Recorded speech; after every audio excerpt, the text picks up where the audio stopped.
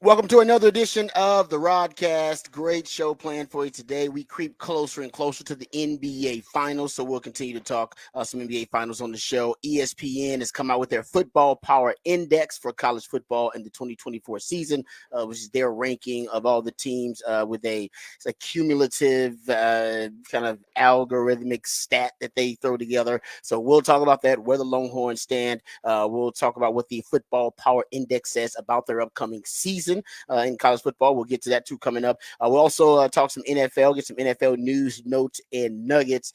We got some really some interesting conversation that we'll get into a little bit later on about the wide receiver market. Justin Jefferson signing his big deal yesterday. Now he is atop the wide receiver market and the highest paid receiver in the NFL. But there's a trend now, and I got a theory about the trend at the wide receiver position and the wide receiver market, which we'll get into a little bit later on.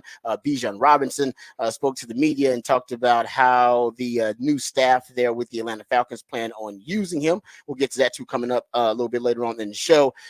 Also, we'll talk about the growing I would say the growing buzz around the Texas A&M game with the rekindling of the rivalry. There was a bold prediction made on Paul Feinbaum that we got to get to. Even had Paul Feinbaum basically had him at a loss of words. And Paul Feinbaum is a man that always knows what to say. Had him at a loss of words too. So we'll get that because that is related to the Longhorns. Congratulations are in order for the women of Texas softball team. We'll talk about that, I'm sure, coming up in the Horn headlines. All right, before we get into all of your usual favorites, of course, we have what the facts, what the stats. We'll have the topic for the big fat poll of the day. We'll have off the record, who said that, tons of other stuff on the show. Before we do, let's introduce you to the rest of the crew, because he's the hardest working member of the ARN family. Got a hustler spirit, period. Not sure what he's paid, but I'm pretty damn sure he's underpaid. Ain't no 401k for this hustler, and he's a hustle man of many talents. It's my friend, co-host, and neighbor. It's Patrick Davis, y'all. What's going on, Patrick? How you doing, brother? I'm doing good. I appreciate the Texas women's softball team giving me something to continue to watch while basketball is not on.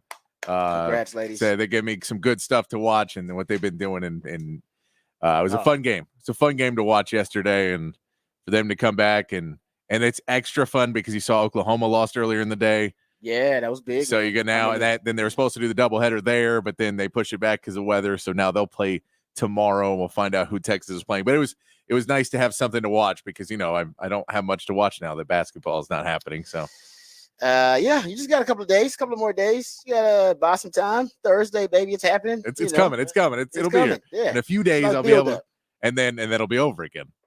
Yeah, it's gonna take a little while, but it's all right though, man. It's all right because I think this is gonna be a really interesting finals. I'm really excited. But I know Mavs fans are excited, but I'm excited about it too. Let me introduce my co-host. He's a proud alumni of DBU. He's got more papers than Dunder Mifflin and watches more film than Siskel and Ebert. He is the new Rod father of Austin Sports Radio, Mr. Rod Babers. Thank you for the intro, brother. I appreciate it. As always, Patrick wears many hats around here. That's why he is the real MVP. So he will also have the Horn headlines coming up here momentarily and the topic for the big fat poll of the day. All right, yeah, I do want to start out. Well, it's finals related. We're not going to dig deep into previewing it yet, but I do some of the storylines surrounding the NBA Finals. I want to get into those coming up after the Horn headlines. So we'll talk about that. Start to just on a superficial level preview these NBA Finals. Really talk about what the how this finals could change the legacy of a lot of players involved in it. So we'll get to that. Also coaches too involved in it. So we'll get to that coming up. But first, let's get educated. Let's get updated and informed with all the top stories of the day with Patrick Davis and the Horn headlines. And then we'll dive deeper into some of those and talk NBA Finals. All right, your Horn headlines brought to you by Top Gun Rentals and Lawn Equipment. Texas softball pulled out a win in a hard-fought 1-0 battle versus Stanford in a game that was knotted at 0 until Texas manufactured a run off a sacrifice bunt in the 7th. Team Gavin once again threw a gem, only allowing one hit, which is the third straight game in the Women's College World Series. The Longhorns have only allowed one hit in the game. After Florida's win over Oklahoma yesterday, Texas now waits for the winner of that rematch today for their opponent in the finals. Texas basketball secured another commitment for the 2024 class, adding Austin native big man Jamie Vinson. Vinson had originally committed to Vanderbilt, but asked out of his letter of intent after the team fired head coach Jerry Stackhouse. The 6'11 forward center began his high school career at St. Michael's before transferring for his last 2 seasons at basketball powerhouse Oak Hill Academy. Vincent adds size to the Texas roster, and his signing now leaves Texas with one more scholarship available. In Major League Baseball, the Astros battled back with a 4-run 8th inning to get the win over the St. Louis Cardinals yesterday. Alex Bregman hit a home run to tie the game at 4-4 before Yanier Diaz got a 2-run homer to take the lead and eventually the win. The Astros bullpen pitched well, only allowing 1 hit after Verlander exited the game, pitching 5 innings. Houston is back in action against the Cardinals today with Spencer Arrighetti taking the mound, trying to keep the momentum going from his last start.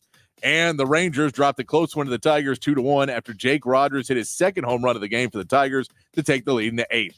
Corey Seager was able to extend his hitting streak to 16 games with 2 singles in the game, and Marcus Semien got a solo homer for the Rangers, and that's a 1 run in the game. They will now send Dane Dunning to the mound, looking to even the series in their matchup with the Tigers tonight, and that is your Horn headlines. All right, thank you, Patrick, for the Horn headlines. Appreciate those. All right, no finals, of course, in the Horn headlines because those finals will start on Thursday. But I wanted to get into this the Luka conversation. I was, like I said, I was off in my prediction that Luka would win MVP this year. It'll probably more likely, if he's going to win, it'd be next year.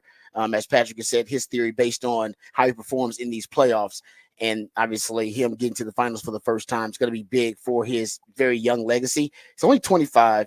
You bring up the fact that he's had 5 first-team All-NBA selections in his first 6 years, which is just unbelievable, the kind of path and trajectory that he's on. And I'll give some stats about him here in just a second. But the question comes, like, how often do stars who are 25 or younger win their first championship? And it's Tim Duncan is one of those stars. I can believe. Right? Who won his? He's one of those stars. And that's Dwayne Wade is one of those stars. Kobe's one of those stars. Magic did it. Larry Bird is also in that conversation. But Luka would be different than those superstars who won their title at 25 or younger. Duncan had David Robinson, as you know. Shaq helped Kobe and a young D Wade establish themselves. Magic had Kareem. That helps, right? So it seems like, and even exactly, that helps. Larry Bird. I mean, he had Robert Parrish. He had Kevin McHale. Tiny Archibald, I think, was on that team too. It was the Celtics. They were stacked. Yes, my point being, yes, you got all-time great players that they're going to be GOATs in their own respect too, and all-time great players, but young players who are able to attach themselves to another, I don't know if it's a fading superstar, but at least a superstar in their twilight, right? Towards the tail end of their career. Past their peak, if you will. Maybe I don't know about the Lakers. I mean, sorry, it's the Celtics. I got to go back. Well, no, and Shaq and Kobe wasn't. Shaq and Dwayne was. Shaq and Kobe wasn't. Shaq and Dwayne wasn't. Shaq and Kobe was. Shaq and Kobe wasn't. You're right, but Shaq and Dwayne was. Yes. And David Robinson. Robinson and Tim Duncan. So for the most part, that's my point. I don't know if this situation is like really any of those. I don't know if it's comparable. If Luka wins his first title at 25, it's, I guess you could say that Kyrie would be that star for him. But it feels a little bit different. And I got to go look exactly how basically the dynamic work, because I know those young stars, crazy enough, they stepped up in the playoffs, right? Dwayne Wade in the playoffs that really stepped up. We remember a young, obviously Magic in the playoffs, those, really transcendent, iconic performances. You probably would know about Tim Duncan better than myself if he stepped up in the playoffs and really asserted himself. Larry Bird, like I said, didn't live it, but I remember some of those other circumstances. So it to me, if it is going to be like those situations where you had a young superstar win it at 25 or younger, I think Luka asserts himself in these playoffs. But what are your thoughts? Is it comparable? Because I feel like those guys, I feel like it was a different era of the NBA and they all attached themselves to big men. And this is a different era where, the big man is not what it once was. Yeah. And I mean, that's part of it. I also say most of those names you're throwing out there are former MVPs. So these are people that are MVP, like Shaq won an MVP on the Lakers, but you're talking about people that are most valuable players in the league. So players that are at one point the best player in the NBA, which Kyrie Irving never was. So Kyrie Irving is a step below that. Still a great, great player, but not he was never MVP. He's never really been a top voter getter in the MVP. So it's a little different too. Of this is not a guy who is you're not pairing with another the guy where it's two people that are the guy, and that's what makes the dynamic somewhat different and work because Kyrie knows how to be a really, really good Robin. But I would say that this is a somewhat different trend of those setups. And also, I think, a lot of these setups also the team wasn't basically extremely young other than that one player. And so like Dwayne Wade, we came into a Miami team. There was some good youth there, but there was some veterans brought in. Pat Riley's going to have veterans on his team. The Lakers definitely had brought in some veterans on that team. The Celtics were built of veterans. So a lot of those teams have more veterans. There's just not a ton of veterans on the Mavs whatsoever. You're basically saying Kyrie's the veteran who's playing right now. Everybody else, you go, who's your Maxi Kleba? Is that more of your veteran player? These guys are all it's a younger team all around. So I wouldn't say those are necessarily parallels. I would say Luke also falls into a weird category because that's the other part is when you talk about the youth and under 25, the difference of a Kobe Bryant who came straight from high school and his 25 of being in the league, being drafted when he was still like 17 and having time to, 8 years or 7 years to basically get to 25 versus a Tim Duncan who had 3 years, but also came into a really good team, or Dwayne Wade, who I think was 21 when he got in the league. So some of these guys are a little bit older when they get in the league. So that window's shorter. So it's just hard to compare, note for note, all those different places. Luka Doncic comes into the league very early. He'd been playing professional basketball since he's 13. So he is a seasoned pro in one sense. And, how many of those guys win their first one when they're already 5-time first team All-NBAs? Yeah, exactly. Like his once I'm not going to jinx him. If I think at one point in his career, whether with the Mavs or somewhere else, I think he'll win because he'll be that good. But if he does it this early, with the resume that he has, as you brought up, it's almost he's gonna be able to kind of catapult ahead in the conversation of, is he right now the best player on the planet? Yeah. With Jokic and with Giannis, LeBron is past that point, but we just give LeBron his love. But I'm talking about right now the best player on the planet, like that. If he does that, but then you're gonna start talking about him, like you said, and comparing his resume to the guys who were also 25 or younger when they won their title. And I don't know if their resume is going to be better just because of things you just named. Some of them weren't in the NBA that long. Their windows were shorter, different situations, but his resume is going to be as good as any of those guys. And we're talking about Magic and Bird and, Tim Duncan. And it will in one sense and it won't in one sense unless he continues to win. Because the thing you mentioned about all those are multiple time champions. Those guys had dynastic runs. Not D Wade, but no, but he won championships in two different eras. He did, but I'm just saying he didn't have the dynastic. No, he didn't. The Bird and the Celtics and obviously thanks to the Mavs and Tim Spurs, Duncan. He did not have a dynastic run because they were supposed to that second time. Yeah, 3 of those had dynastic runs, and honestly, Kobe and Shaq, you can argue, were there too as well. And you're right about D Wade, and and most Kobe, of those. And that's again, Kobe won with Shaq, and he won without Shaq. Dwayne Wade won with Shaq, won without Shaq. That's why Kyrie's gonna get a bump, without right? David. Kyrie's gonna get a bump. That's always a boy in NBA fans' minds. If you can win, that's why LeBron gets a lot of love, right? Winning titles with multiple teams and winning with multiple stars in multiple situations. That's always a really big bump because of how hard it is, right, to do that. It's really tough to do that. No, and that's where when we look at what this Mavs team set up is, you can say, the positive part of it is that it is a really young team, and you don't know what the future is and how you're going to build it. And so as much as you were going into probably the trade deadline and leveraging a lot of your future to get Gafford and PJ Washington and saying we'll try and figure it out from there to where they're at right now, the outlook is a little different, because I think the outlook going into halfway through the season and going, starting in that after the All-Star game was, okay, well, if this doesn't work, I don't know what you do with the Mavs. And now you look at it and say, holy crap, you got a young team led by a 25-year-old superstar who's already, made it to the finals where you can look at Jason Tatum, who is also a young superstar, but has been to the finals twice now, has been in the Eastern Conference Finals 3 times.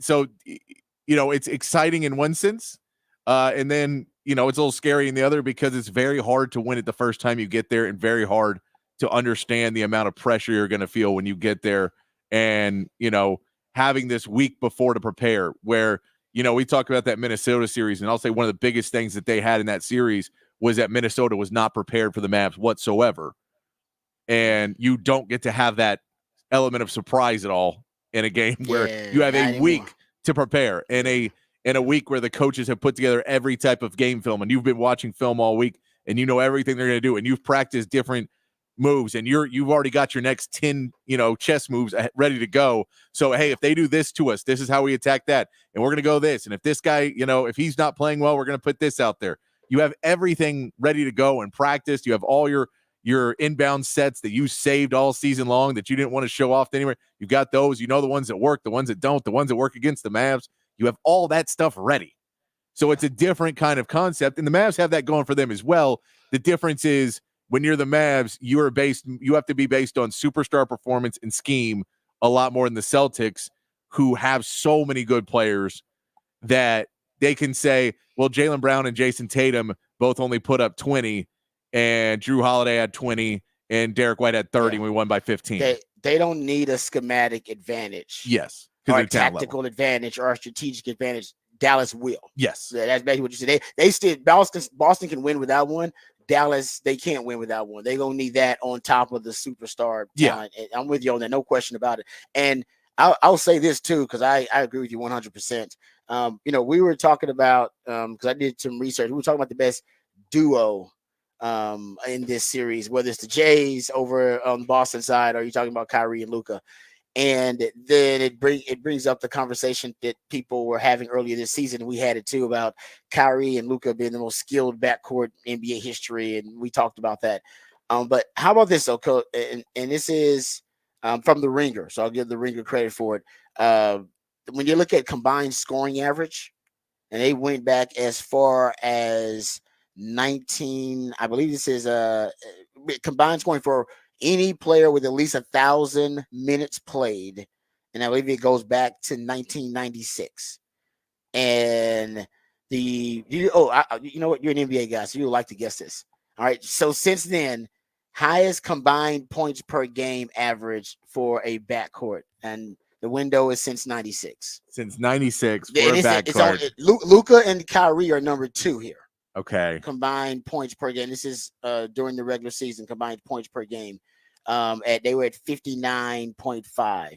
There was one duo since then ranked ahead of them, and oh man, you're gonna be mad at yourself when you don't get it either, because it is, when you think about it, it's like, oh yeah, that is obvious. Because the NBA, there's so much turnover and there's so much movement with the superstars. Sometimes you'll forget, like, oh, they were together. I forget about that. Yeah, I'm trying to think. I'm trying to put together who would have been, like, it made a finals run to have that. And it's not a finals. This is this is like a regular season too. So it's not just finals, not just in playoffs in the finals. So yeah. Okay, so regular season as well. That points per game. Mm-hmm.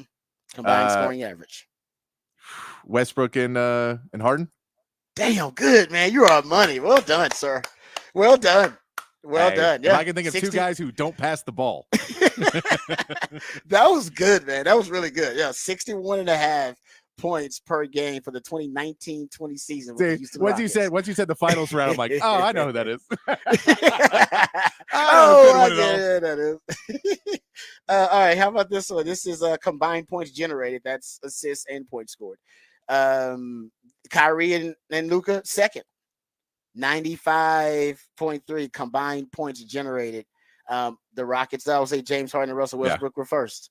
And if you're looking at that, and that's also since 1996. And then they looked at offensive box plus minus for this is since 1973 though, so this went back a little bit further. They had Luka and Kyrie at number 3, and this is, like I said, since 73 offensive box plus minus. Do you want to try to guess the first two? This is maybe a little bit more difficult. No, because I plus can't. minus. Yeah, Is one plus of those minus stats. is such a weird It stat. combines. Yeah. Because it combines so much weird stuff. Not the two ranked ahead. 2017-18 Rockets with James Harden and Chris Paul. Okay. Yeah, I can believe that. Chris Paul's always had a pretty good plus minus. And number one, Steph and Clay, 2015-16 Warriors. Yeah, the Warriors should have been an easy one just because they went on those runs where they would go on those that they had that death lineup. Yes, and they would just hit 4 or 5 threes in like a 2 and a 3 minute span, and you'd be out of the damn game. You're like, what happened? Yeah, and it was that. Yeah, they would build up like a 15-point lead, come out of the game, go back and tie the game, and then they would come back in and go 40-0 run, then walk back out of the game. Like, come on, man, make it a game. No, Prime Warriors, that was scary. They did that for like 2-3 years too, where they would go on these runs. Honestly, there are a few teams in sports that can do that at times. Kansas City was able to do it when they had Tyreek Hill and Travis Kelce. They were going like a run. Honestly, Sark does it. Sark's teams do it here in Texas. Yeah, there's a run. Sark's offense is going to run. Yeah. There's a run in every game. There's going to be a run. You hope it's like in a good point in the game where the team can't come back, but a lot of times it's early on where that big run happens. It's that like then it's second or third series, and then till like halftime. Yep, and it just you're like, okay, we're gonna win this game. Walking, and then you realize chest out.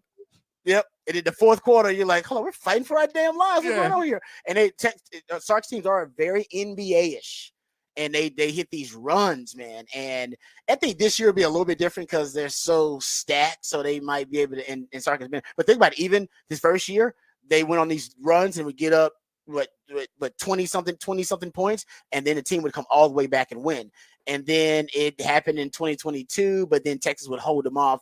And in 2023, we still saw it. I mean, look at that Wyoming game, right? You had that run right at the beginning of the fourth quarter. You're like, oh, thank God, that's when the run. Now, sometimes Texas Tech, you just beat the hell out of them. Oklahoma State, you beat the hell out of them. You just, whole damn game is a run. It's a route more than a run. But most of the time, Sark's team's going to have it's a run somewhere in there. It happened in the Bama game, and then they pull away. And it happened in the Bama game at the perfect time, though, in the Bama game. I think it's happening like that. Well, it was like third. Right there when they got the interception. Yeah, they saw it. Yeah, so it's a great point. It's Jaron Thompson, wasn't it? Yes. It was Jaron Thompson. Jaron Thompson got that interception. And that was part of it because the defense was part of that run. It's a great, and that's why he talks about complimentary football. Because Sark's like, listen, my offense gonna have a run. If y'all also help the run with special teams, we can make it a route. If all of y'all contribute, but I'm gonna have a run. Just if you can time some big plays on the other phases with my run, we're gonna make it a route. Exactly. That's a Sark football recipe right there. It really is. Okay, so essentially, going back to the conversation about Luka and Kyrie, they are basically top 3. If you just look at just those 3 stats we looked at, they were the second in combined scoring average, which is the modern era. So we're talking about basically last 30 years or whatever. Combined scoring average for a backcourt, combined points generated for a backcourt, and that's since 96, and they're also second there, and they were third in combined plus minus since 73 in terms of backcourt. So they're top 3. Hell, they win a championship, and you can put them in that conversation if you want to. Most skilled backcourt in modern NBA history, if that's what you want to do. But yeah, want the stats to be able to back that up. All right, there you go. Nice NBA conversation. I do want to get to some football discussion, NFL and college football discussion. When we come back, though, we'll talk Texas football. We'll also, congratulations are in order for the Texas softball team. They are waiting on their next opponent, but they are seeking a championship. So I want to wish them some good luck. But we'll also talk Texas football, go behind the burnt orange curtain. One of the things, there's a critique. I don't know if it's a critique, actually it's a compliment of Quinn Ewers by one of the bowl executives for the Senior Bowl. I want to get into that a little bit and also talk about something I found out about Johnny Nance. And I was doing some rabbit holing about Johnny Nance and his impact at Texas, which has been already, unbelievable. He has a tremendous positive impact already. All those D tackles he brought in, they all have a connection to Johnny Nance. And Savea, Bill Norton has a connection to him. They all have connections to him. So he's already paid huge dividends bringing him in. But I found out something that I didn't know about Johnny Nansen and his time at Arizona that interests me. I think it'll interest you. I also think it'll have a huge impact on his influence on the Texas defense this season. So we'll talk about that when we go behind the burn orange curtain. All of that and more right here on the Rodcast featuring Patrick Davis on Lifetime Longhorn. Rod Davis coming back on the horn.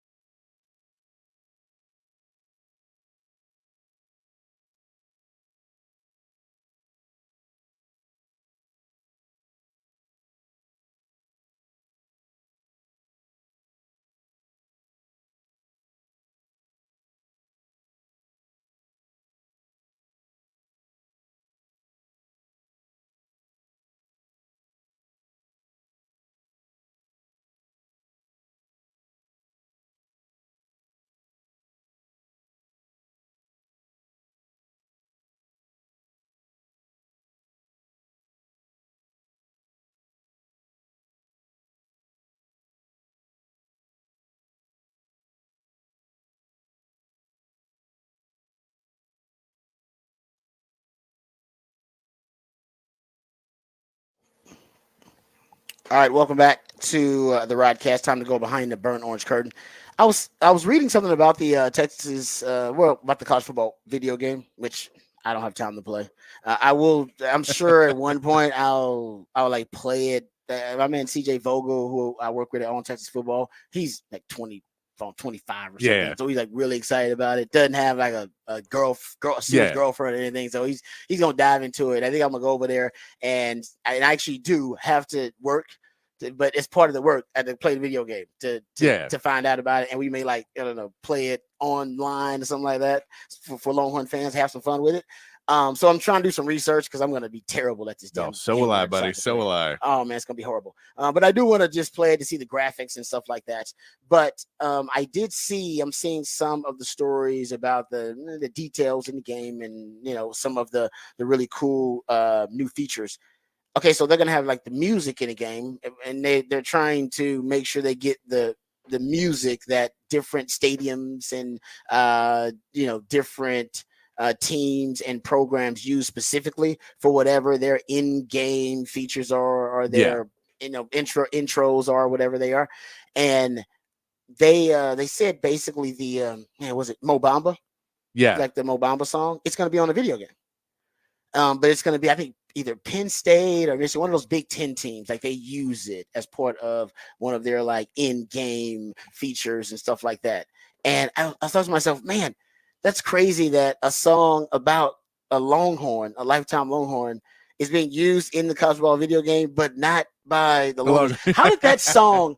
No, seriously, how did that song become I don't know, like a theme song for other football programs and not Texas? How did it escape us like that? And now other teams, how they claim it is like it's not even about your guy, it's about our guy. No, but I think they're saying it's about an NBA guy.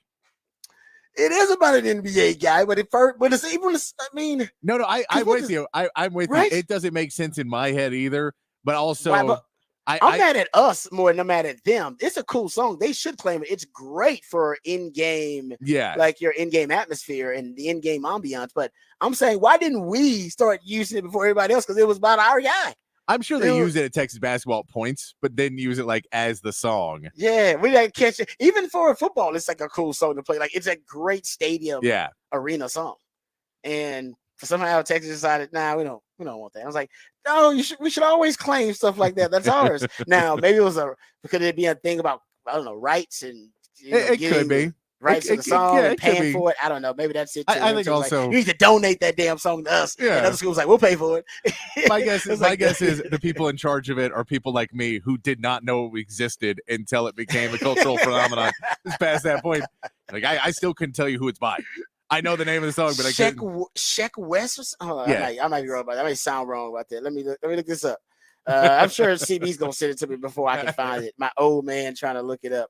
But no, it's because I thought I looked up the video. It's Sheck West, is it? Yeah, Sheck West. It's a sleeper hit. All right. I'm just saying I just wonder why it didn't become like a Texas tradition, and now it's in the video game as a tradition of another school. And I'm like, how did that happen? That's crazy. That is weird. Lifetime long one. Yeah. I don't know. So something tells me it was behind the scenes. Somebody may have thought about it, and then there was a negotiation that just didn't happen. It didn't Penn go State's the right playing way. us this much. Like, yeah, but he didn't go there. Yeah. I think it's one of those Big Ten teams. I read it. I'll go find it and find out which team. But it's like Penn State or maybe it's Michigan, Penn State. I'm sure CB will send it to me. All right. Let's get to this Johnny Nansen take that I have. So I'm a big fan of I call it the Belichickian theory. And my Belichickian theory is very simple. If I was hiring a football coach, a head coach, I would hire any coach, actually, not just a head coach. I'll take that back. Any coach. I would hire a coach who had experience in more than one phase of the game. It would be something that's high on my priority list to hire coaches who have experience in more than one phase of the game.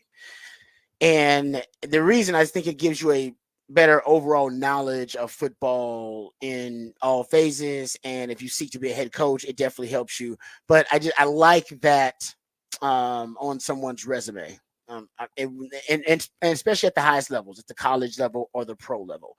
And in the NFL, I mean, John Harbaugh's in that category. I think Shane Steichen's there. Obviously, Bill Belichick was the most famous example. That's why I call it the Belichickian theory. I was trying to figure out what set Bill Belichick apart, what made him a great coach. And I did find the Belichickian theories that he coached in all three phases of the game, special teams, defense, and offense, his time in the NFL. So Brian Dable's in that category. I think Robert Saleh, Nick Sirianni, Mike Tomlin, Pete Carroll's one of those guys. Obviously, Pete Carroll's not in the NFL anymore, but you get my point. I mean, it's very few coaches. It's probably usually like maybe a third of NFL coaches, and same thing in college. Usually, it's like a quarter to a third of coaches, of head coaches who have a Belichickian resume, and I think it. Like I said, I think it gives you a better chance at success, but it's just like I said, it's just a theory. So in that theory, I look at a lot of coaches who have done it, and that's why I love Johnny Nansen's background. I remember looking at Johnny Nansen's background when the Texas brought him in, and thought to myself, hey, and I said on these airways, hey, he fits the Belichickian theory. This is a guy that's coached at the college level, running backs, cornerbacks, DBs overall, linebackers, D-line. He's coached special teams. He's coached, interior in a linebacker, interior D-line. Like he's basically coached 5 to 6 different positions and coached in all three phases. But what I didn't know is that the Belichickian theory actually has a direct tie, degree of separation, I should say, to Johnny Nansen. So Jed Fish was the Arizona Wildcats head coach, and now has obviously moved on to Washington, I believe. Right? Is that how that went down? Yeah. But he's a Belichick. He was a staff member of Belichick at one point in his career, and he was apparently looking for basically looking for coaches to hire when he got the job. And it says in one of the articles I read in that Belichick advised him to choose a coach who had experience on both sides of the ball. He said in Nance's initial press conference, he explained why he chose to move to the other side of the ball. He said, I understand how offensive coaches are thinking. I understand how they prepare. That to me was something I really wanted to study, and it made me a better coach once I moved back over to defense. That was from Johnny Nansen. But Fish, it says here that Belichick advised him to hire someone who had worked on both sides of the ball. So and Belichick himself, he likes to hire coaches who also have, or at least he did, when he was a coach, he liked to hire coaches who have that on their resume. So I didn't know that until I started studying that Belichick had advised Jet Fish to hire a coach like Johnny Nansen, and Johnny Nansen himself sought out that experience and knowledge and expertise on the other side of the ball. He's essentially wanted to infiltrate. Yeah. We go on the other side of the ball and find out what the hell they're talking about in these meeting rooms, how they're trying to attack us, why they are trying to exploit us in different ways, why they're using these cheat codes and these different methods. And then I can come back, counterintelligence, reverse engineer all of those concepts and put those fail safes and all of those counters into my defensive game plan or into my defensive system. And that's why I am a huge fan of Johnny. The more I study Johnny Nansen's system there at Arizona, the more I like it. And I do believe, guys, you're going to see an impact on PK and PK's personnel usage and PK's play calling overall. I think you're going to see because the Arizona Wildcats last year, essentially, they had a base defense, but they were extremely malleable. They were the definition of the epitome of a multiple defense. You saw them in a base 4-3. You saw them in a 4-2-5. They ran a tight nickel front with a 3-4. You saw them in a flex. They ran a 3 high safety package at one point, a joker package with a 5-1 front. You saw them in a dollar package with 8 DBs. They used dime package with 6 DBs. I mean, they were, when they played in 2022, when I went back and watched film against San Diego State, you saw them use 5 down linemen versus San Diego State. They used a dollar package, which is 7 defensive backs versus USC and Washington with 3 down linemen. Held Penix to I think without a passing touchdown actually. And Caleb Williams had his at the time it was his lowest passing yardage game of the season. Washington State, they used a flex alignment, old school double eagle flex from the Desert Swarm days. And Cam Ward was a good quarterback, but he had a worst game of the season going up against that defense. He really does. Oregon State, they actually used a 3-4, a 4-2-5, and a 3 high safety package. I mean, you're talking about a true hybrid multiple defense. And like I said, it kind of ties back to Belichick, even though Nansen's not directly tied to him. Belichick would do that each week. He was famous for having something different based on the matchup that week, based on the opponent and their trends and the identity of that offense. He would have something cooked up defensively, something they hadn't seen. So when you're going back and you're watching film, it almost does you no good and you're wasting time because you're going to have something specific for you. They're going to tailor that game plan, tailor personnel just specifically to go up against your style of offense or your brand of offense, whatever it may be, your brand of football. And that's what I love about Johnny Nansen's defense. So I think you're going to see more variety in PK's defense this year. It's going to be a direct Johnny Nansen influence. The same thing happened when they brought Gary Patterson in. They brought in Gary Patterson, and PK started using tons of quarters, match quarters, which is essentially four deep. Your corners, your safeties, they're playing quarters of the field, so they're 4 deep, and you're passing off routes in coverage. And that's when routes declare themselves. Basically, when a route essentially is done, you complete a route, and it is declared where the receiver is intending to go. Then you match. Basically start playing man-to-man on whoever's closest in your zone. And Texas now plays match quarters at a top 5 rate in the Power 5.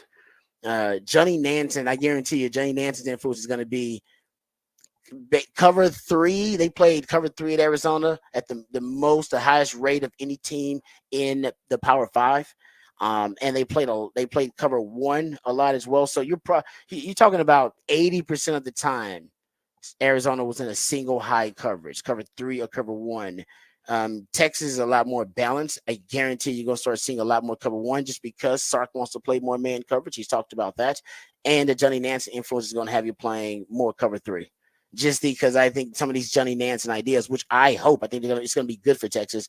He's going to bring in some more of these ideas, and the Texas defense is going to be more versatile. This may be the reason, I've said it before, why Sark is not concerned about the pass defense.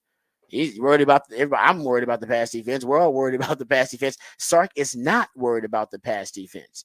And I think one of the reasons that he may not be is because he knows he's about to make opposing quarterbacks' life hell with some of these Johnny Nansen exotics, these exotic looks. Like I said, Johnny Nansen, when he was there, they had a 7 DB package. They used 7 DBs. They used 8 DBs. They used 6 DBs. They ran a 3-3-5. They ran a 4-2-5. They ran a penny package with the 5-1. I've observed them running 3 high safeties. Like I said, they're all over the damn place. They are a nightmare to prepare for. Because you got to prepare for all these damn concepts. You're like, I don't know which one they're going to throw at me. I got to have 18 damn game plans ready. And I go, okay, they're doing that. All right, let me look through my papers. It is, like I said, they make life hell on opposing coordinators, his defenses, and opposing quarterbacks. Like I said, go look at all the quarterbacks they played in the back. In fact, guys, he was playing the best quarterbacks in the country. They were going up against the best quarterbacks in the country. Michael Penix. Number 1 pick, Caleb Williams. Cam Ward's a damn good quarterback. So his system was tested, and it passed with flying colors up against Michael Penix, who, like I said, failed to throw a touchdown, and they used a 7 DB package against him. Same thing with Caleb Williams, had his worst game at the time, passing yardage wise against that defense. So I think that maybe that's why Sark feels a lot more secure in what his pass defense is going to look like. But Johnny Nansen, the Belichickian influence is obvious because of look how multiple and malleable his defenses were. I think that's the goal for the Texas defense. Why Sark is recruiting so much versatility. Sark keeps talking about versatility. It's his buzzword for the offseason. I think one of the reasons they want to be more versatile in personnel and also scheme, which he says, is so they can execute some of these exotic looks that Johnny Nansen is going to bring to the table. There you go. Johnny Nansen. And I'll throw this in of why I'm a fan as well of the cross training is when you're trying to teach why you're doing things and teach, instead of just saying this is the right way to do it, so do it this way, say this is why you're doing this, because this is what they're trying to do to you. And they're going to use this against you. So we do this to counter what they're trying to do because this is what they're taught and this is where they're going to go. So this is why. And not every player is going to respond to that. Some players do well of tell me what to do and I'll do it. But there are certain players that are going to be the next level type players that can go on to be elite players for you. And those guys, the more you tell them, the more information they can take in, and you can give them that. Now they can go down their own rabbit holes and they can do their own research and they can watch their own film. And when they're watching film, they're watching it a different way because they're watching what the offensive player is doing, knowing what he's trying to do versus just trying to figure out what they're supposed to do to defend it. All of that pieces together into a world where you can escalate the progression of elite players. And that's one of those pieces you need at Texas, especially in the defense, is elite players to step up because this defense right now doesn't have the guys at that level right now because they went pro. It's such a money take, Patrick, because at this point, and I'll have to bring out this sound because I heard a defense. It's Spagnuolo. It was Spags talking about it, actually. Best defensive coordinator in the league. And I'll find this sound because we can play it next time we get into this subject and then when we go behind the Burners curtain again. He essentially is kind of saying exactly what you're saying. He said, I'm paraphrasing, he said, listen, I can't, my scheme is not going to account for everything. It can't. Yeah. It can't. Like this, I'm doing the best I can, but my scheme would only account for so many variables at one time. It only can. He said, but I need football players essentially to be problem solvers. Yeah. They should go out there and solve the problems and understand how the defense is going to protect. The scheme will protect you in certain ways, but understand how it won't protect you as well. And then you as a player make the necessary adjustments within your game. And he says like there's too many different things going on now. I can't account for everything. This is a defensive coordinator in the league saying, Yes. no, there's certain stuff I know. It's almost like they would tell you to let go and let God. Let Jesus take the wheel. There's a certain element where basically even Spags is saying, I gotta let Jesus take the wheel. I recruited, we drafted these really good players. Yeah. In Texas State, they recruited them. But you're saying, like you said, I gave them all the information they needed. I told them exactly how the offense was trying to attack them, what they were trying to do, where they were exposed within the scheme. You know, they know their weaknesses, their strengths as a player. They should know what their teammates are doing. They should know how their teammates are also going to react and be hive-minded. And then your football intelligence, your football IQ at one point should kick in. That also should be a part of your muscle memory and instinct at that point too, where some of those problems that are going to be presented to you by the offense, although the scheme will not account for it, you as a player can account for it, and you can solve the problem on the field. Yeah, exactly. You know what I mean? Or in the court, whatever it may be. Yeah. No, I'll find that sound. I'll find it now. I gotta go through my damn phone. It's gonna take me like an hour.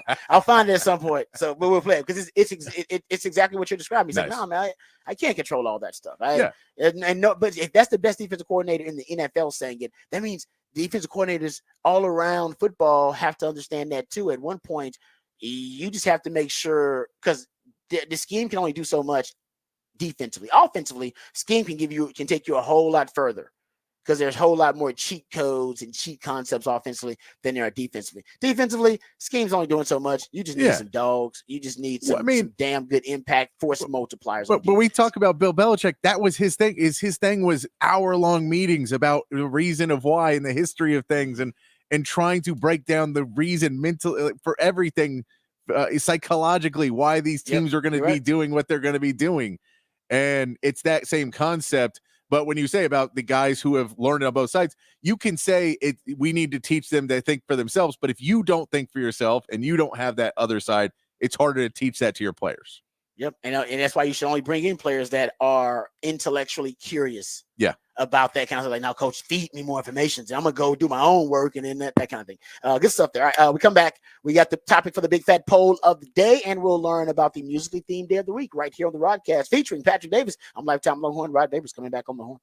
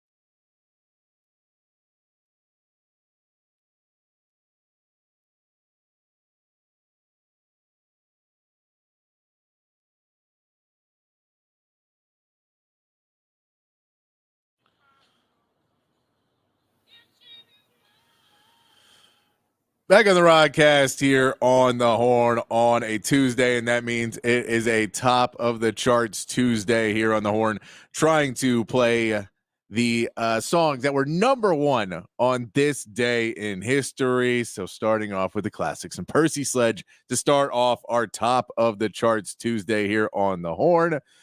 Let's get into the big fat poll of the day today. Text line's open 512-447-3776. Patrick's Big Fat Poll of the Day on the Horn. Big fat poll of the day today. Texas basketball got a commitment. It is not quite what we thought was going to happen. We talked a couple times. I talked last Friday about them not being able to get JT Toppin, the big recruit that ended up going to Texas Tech instead of Texas. That was 6'9".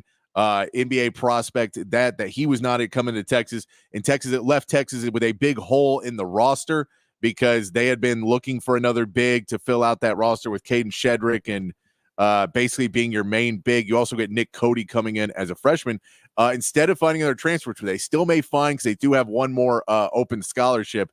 They went out and got another player from the 2024 class that was actually supposed to go to Vanderbilt, Jamie Vincent.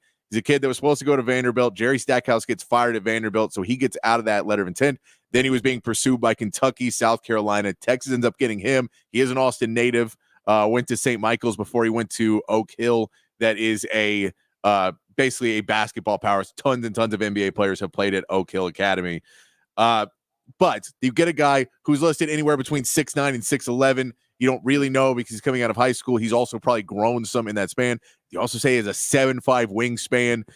Not the biggest athletic freak. That is not what the reports are, is that he may not be the most athletic, but he does have a shooting stroke. He does have good basketball IQ and defensively and rim protection. So the question will be, can he guard on perimeter? Does he get stuck in situations like that?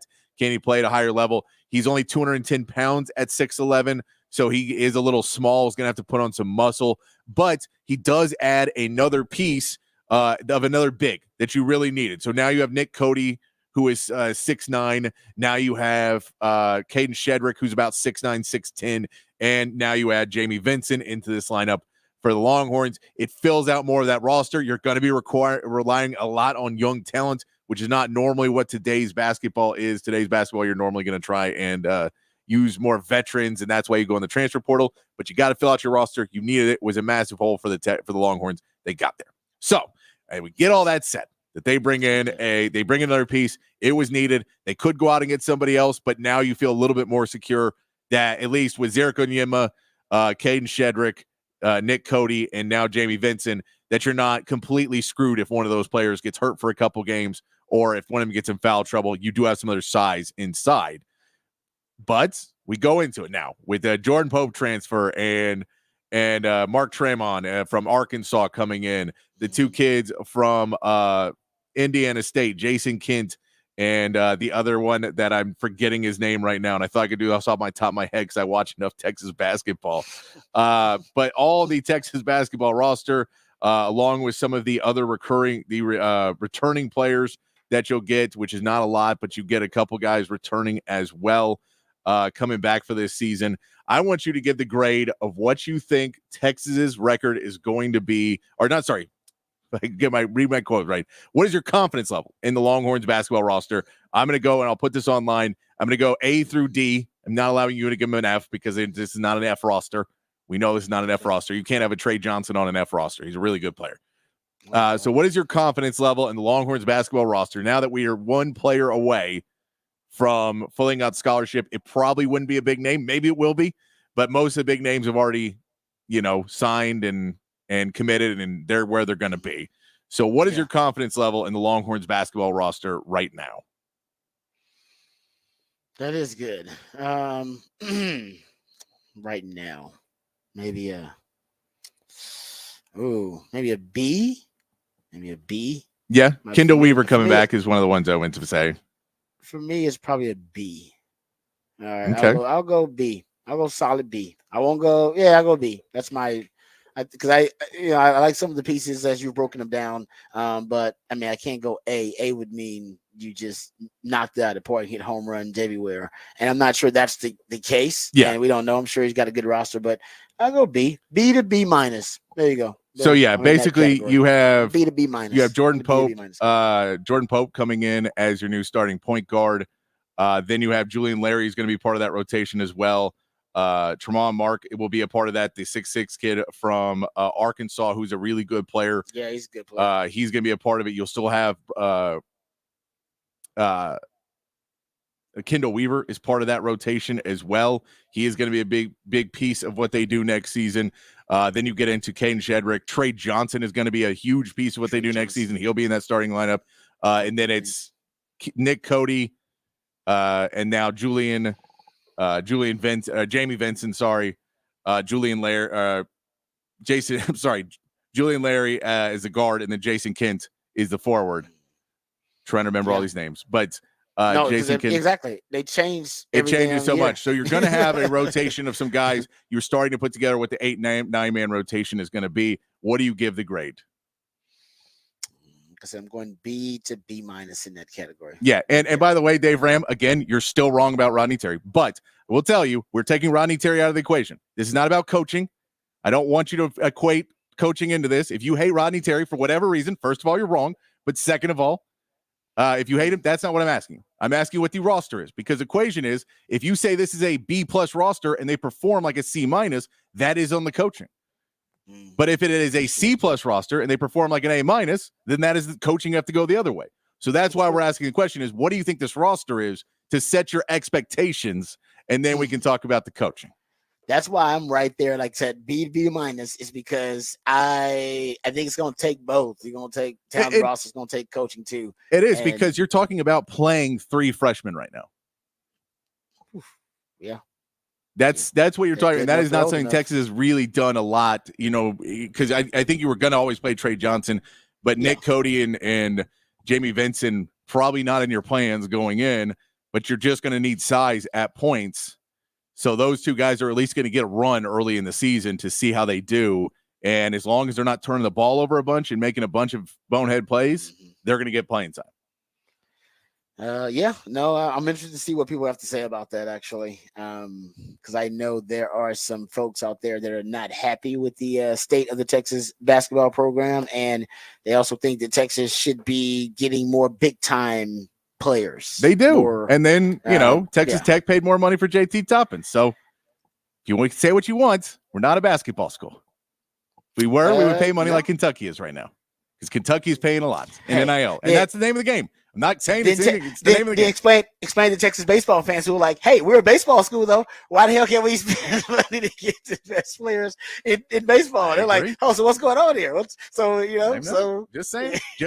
I'm with you. No, I agree. You're right. Because was it the Coastal Carolina coach? I think you ran off recently. Did you see his rant about NIL?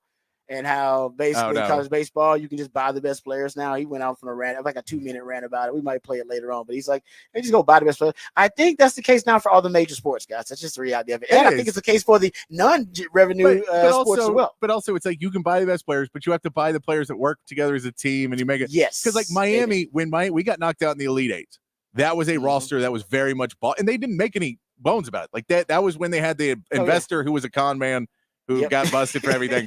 And he basically bought the roster, and they bought a really good roster, and it beat Texas in the Elite Eight. And that's nothing. It was all above board. It's all what it was. I'm not. Oh, no doubt. Texas, it's not like Texas did not pay for theirs either. But that was, you can build it, but that team still didn't achieve what their final goal was, because you had a UConn team that pays for the roster as well, but puts together a roster of guys that fit together. They fit into a mold of what you want. And then you have the coaching as well. But so there's a lot of pieces that go into it. Yeah, no doubt. You got to have the culture. Listen, I was looking at a Pro Football Focus breakdown of 5-star players on college football teams. The Longhorns and the Aggies have the same amount of 5 stars on their team.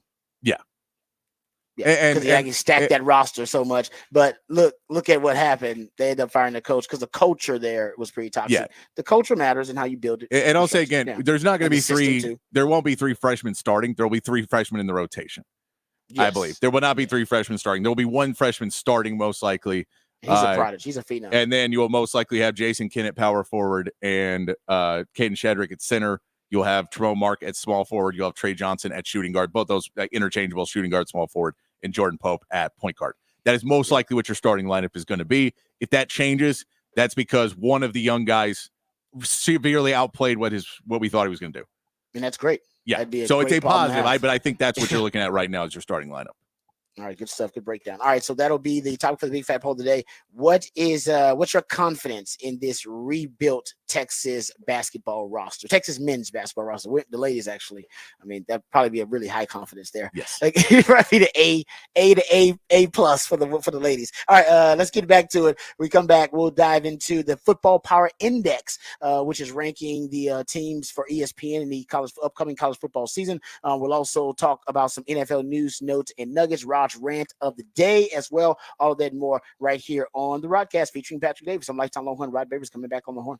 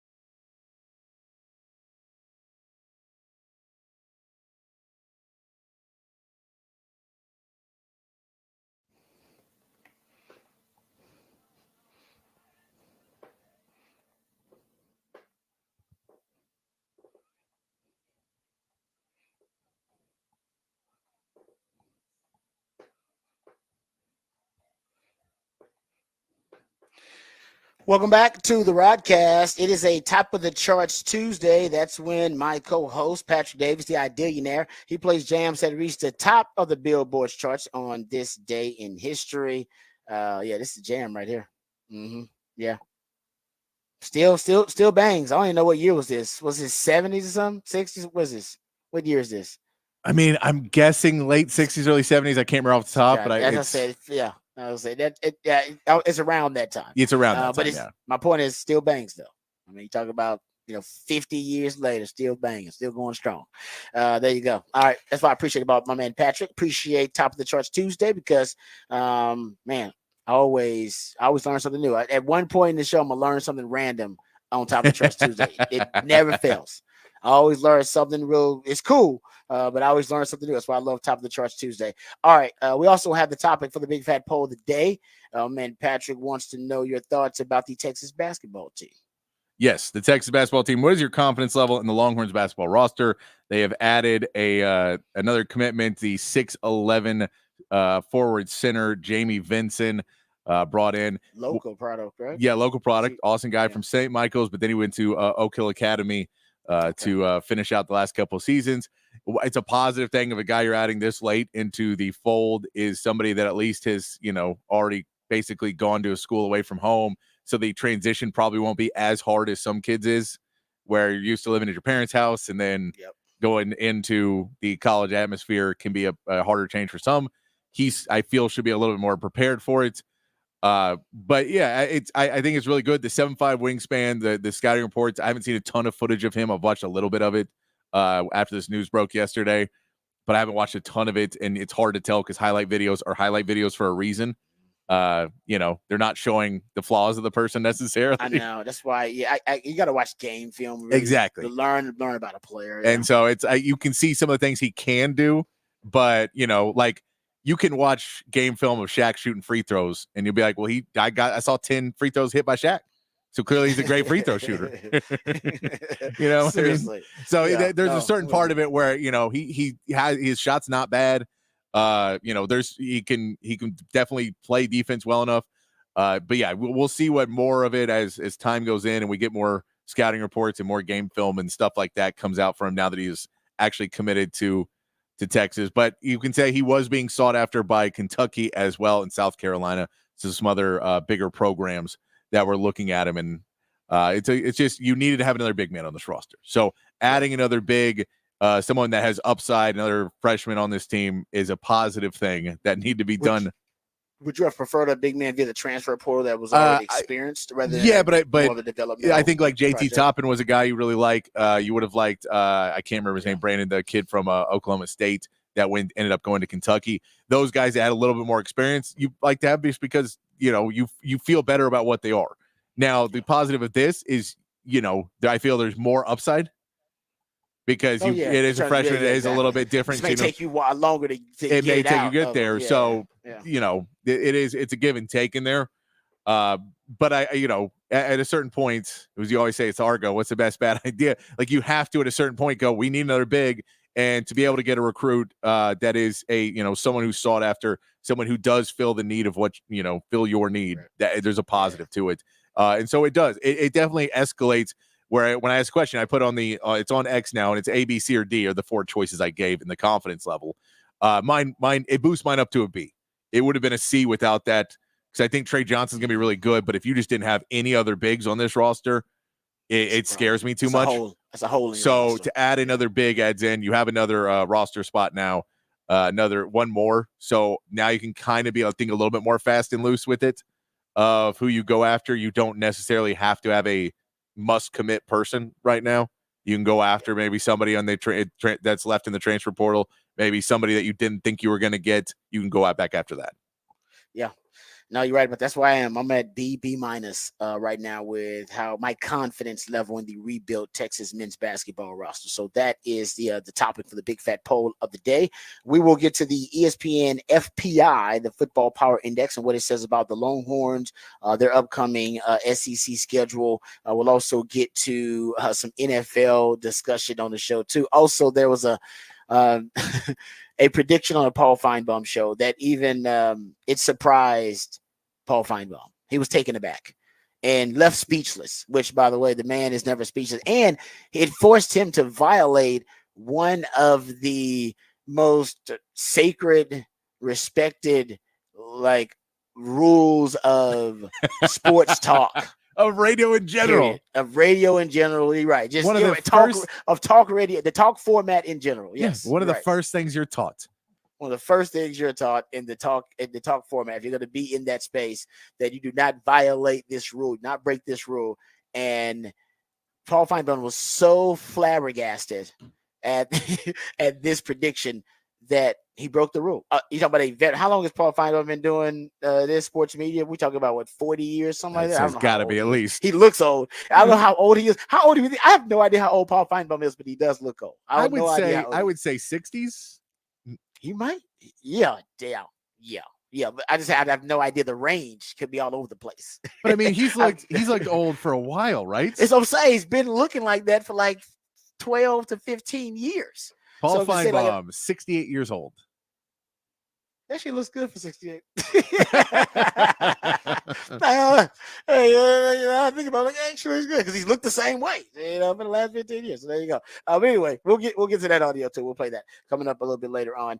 Also, Bijan Robinson, he is very optimistic about this new Zach Robinson offense he's going to be in. He's going to basically be in a Sean McVay offense now. You're going from that Arthur Smith offense / Sean McVay offense, or I say that it's more of a Shanahan offense in the end. In the beginning, actually, it is because Sean McVay just tweaked it. Sean McVay, he took it. Everybody adds their own little wrinkles to the Shanahan offense. Shanahan offense is built on that zone blocking scheme, the famous Shanahan zone blocking scheme. He adds a lot more gap and power schemes to it. So he basically, what Sean McVay did, he just decided to split it. Say, I'm gonna use the Shanahan zone blocking scheme, but also I'm also gonna run a ton. I'm basically gonna half my running game, or I'm gonna split my running game with gap and counter schemes too. So he still uses, but his gap and counter schemes, strange enough, are built off the zone run scheme, so they all kind of look alike, and that's really his spin on the Shanahan offense. Everybody's got their own spin. Mike McDaniel has his own spin on it. Matt LaFleur has his own spin on it. Everybody's got their own little version of it. So Zach Robinson, who is now the offensive coordinator for the Atlanta Falcons, he's from that tree. He's going to have his own spin on it, and Bijan's playing in that offense. So we'll have some sound from Bijan talking about, how he's expected to be utilized. Also, A.D. Mitchell is getting some love. A.D. Mitchell is getting some love already. So we'll play that audio. And it's actually Anthony Richardson, his quarterback. He was on the Pat McAfee show, and A.D. Mitchell names comes up, and they started discussing A.D. Mitchell a little bit. So we'll play that coming up for you. And Rod's rant of the day. I'm going to talk about this wide receiver market in the rant of the day. That's what we're going to do, because that hit in the show. Was that late yesterday? The Justin Jefferson contract hit late. And I forgot to share with you guys a theory about the wide receiver market, and really the wide receiver position period, and the inflation of it you're seeing at the highest level in the NFL. So we'll talk about that too coming up. All right, before we do, let's get informed, let's get educated, let's get updated on all the top stories for today with Patrick Davis and the Horn Headlines. All right, your Horn Headlines brought to you by Top Gun Rentals and Lawn Equipment. Texas softball pulled out a win in a hard-fought 1-0 battle versus Stanford in a game that was knotted at 0 until Texas manufactured a run off a sacrifice bunt in the 7th. Tegan Cavan once again threw a gem, only allowing one hit, which is the third straight time in the Women's College World Series the Longhorns have only allowed one hit in a game. After Florida's win over Oklahoma yesterday, Texas now waits for the winner of that rematch today for their opponent in the finals. Texas basketball secured another commitment for the 2024 class, adding Austin native big man Jamie Vinson. Vinson had originally committed to Vanderbilt, but asked out of his letter of intent after the team fired head coach Jerry Stackhouse. The 6'11" forward center began his career at St. Michael's before transferring his last 2 seasons at basketball powerhouse Oak Hill Academy. Vinson adds size to the Texas roster, and his signing now leaves Texas with one more scholarship available. In Major League Baseball, the Astros battled back with a 4-run 8th inning to get the win over the St. Louis Cardinals yesterday. Alex Bregman hit a home run to tie the game at 4-all before Yanier Diaz got a 2-run homer to take the lead in the eventual win. The Astros bullpen pitched well, only allowing 1 hit after Verlander exited the game, pitching 5 innings. Houston is back in action tonight against the Cardinals, with Spencer Arrighetti taking the mound, trying to keep the momentum going from his last start. And the Rangers dropped the close one to the Tigers 2-1 after Jake Rogers hit his second home run of the game for the Tigers to take the lead in the eighth. Corey Seager was able to extend his hitting streak to 16 games with 2 singles in the game, and now Marcus Semien got a solo home run for the Rangers, 1 run in the game. They will now send Dane Dunning to the mound, looking to even the series in their matchup with the Tigers tonight, and that is your Horn headlines. All right, thank you, Patrick, for the Horn headlines. Appreciate those. All right, let's get to the ESPN Football Power Index, which came out yesterday. It dropped yesterday. And the Football Power Index, I mean, it's a cumulative kind of algorithmic stat or ranking, I should say, more than anything. But they do use stats. So here is, it's a power rating that tracks each team's strength relative to an average FBS squad.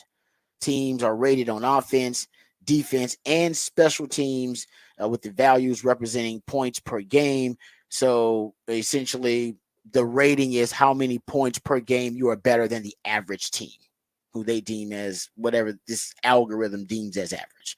So let's look at what the FPI, at least their ranking for the top teams in college football who have the best odds to win the national championships. Kind of what this thing is kind of based on, your championship odds too. They do the championship odds. Team with the best championship odds based on FPI, 20.7%, them Georgia Bulldogs. Second, the team with the second best odds based on the FPI, Oregon, to win the national title. They're at 12.9%. And then third, team with the third best FPI odds to win the national title, your Texas Longhorns at 11.7%. They are ahead of the Ohio State Buckeyes, surprisingly, at 10.2%. Those are the only teams with double-digit percentages to win the national championship based on the Football Power Index. Then next you have Bama, and then there's Penn State. They got with the 6th best odds. And then there's Notre Dame with the 7th best odds, then Oklahoma 8, Tennessee with 9th best odds, and Florida State 10th best odds to win the national title. Now, this may not necessarily be the ranking for the FPI.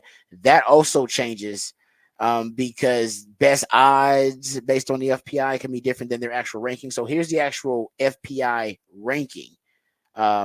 Georgia number 1, Oregon 2, Texas 3, Ohio State 4, Bama 5, Penn State 6, Notre Dame 7, Oklahoma 8, there's your Sooners, Tennessee 9, Missouri 10, Florida State 11, Michigan 12, LSU 13, A&M 14. A&M, yes, it says here A&M overall 14. So this is, so the Aggies at 14. That's pretty high for the Aggies, actually.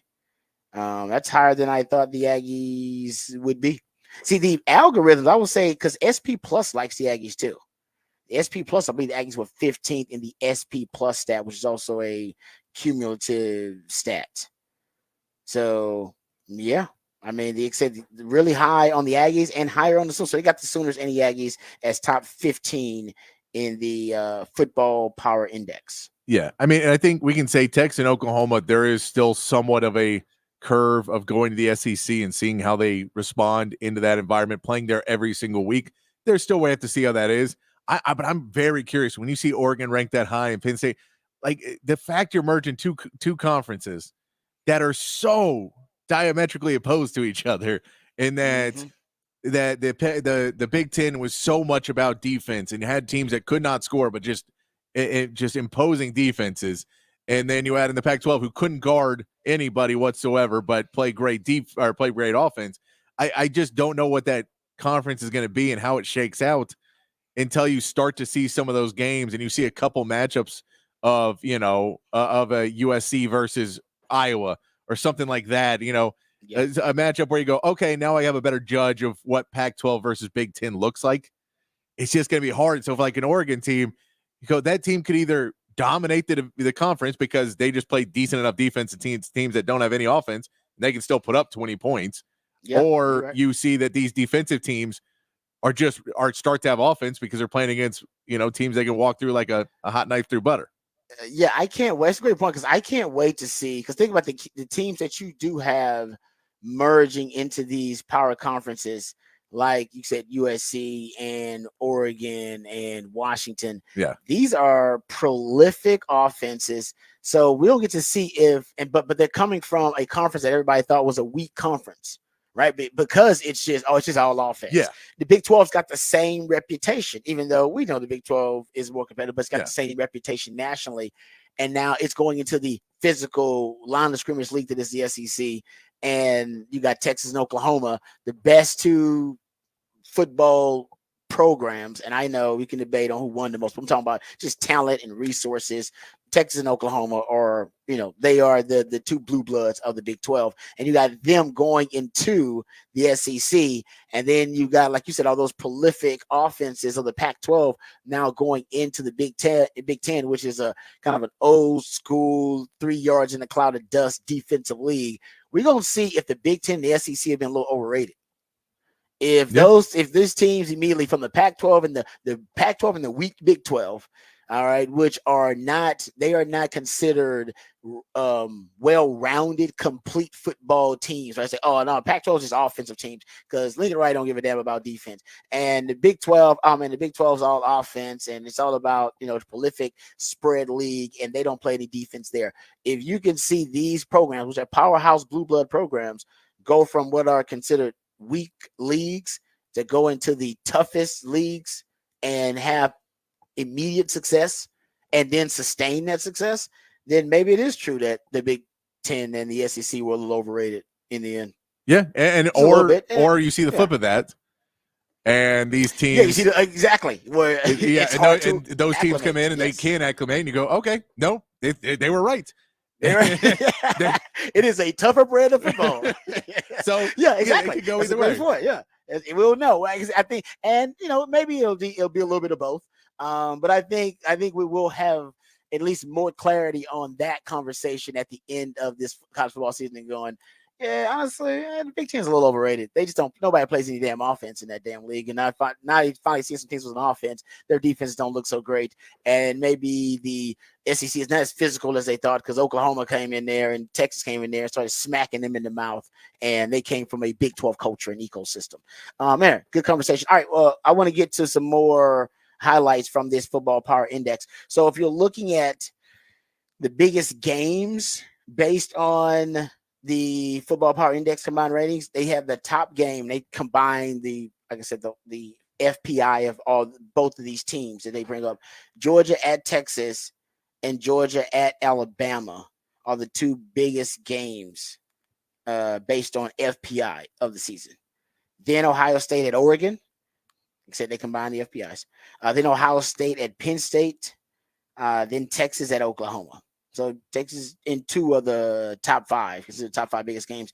And they have Oregon at Michigan, Alabama at Oklahoma, and then Texas at Michigan on here as well. So, man, they got Oklahoma in a lot of big games. Oklahoma does have a lot of big games. They got Oklahoma. You got Texas, Oklahoma. Then you got Alabama at Oklahoma.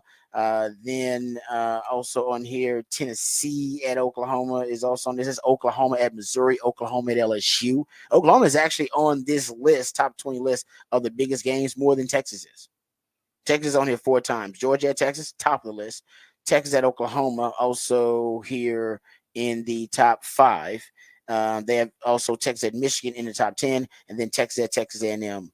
They also have on this list as well. But that is, so they got Oklahoma in a lot of big games this year. We'll see if Oklahoma underachieves their offensive line.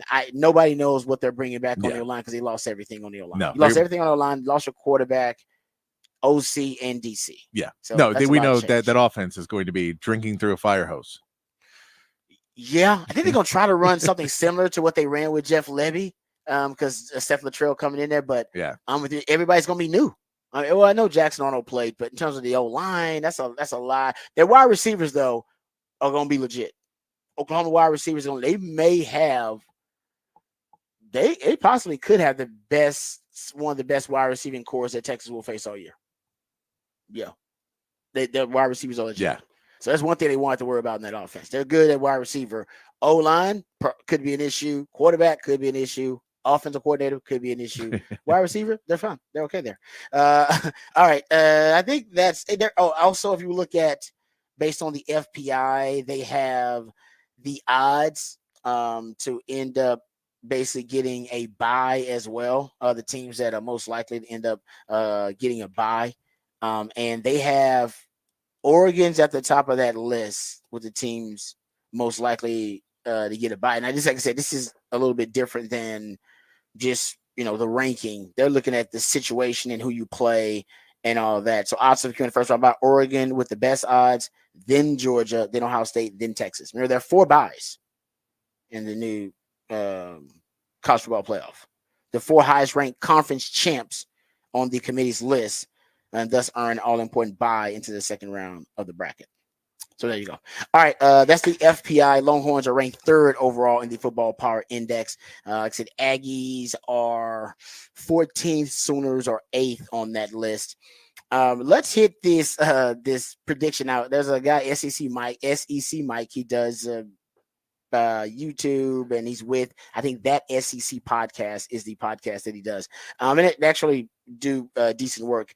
But he was on the Paul Feinbaum show, and he made a prognostication that had my man Paul Feinbaum speechless. I'll just let you hear it for yourself.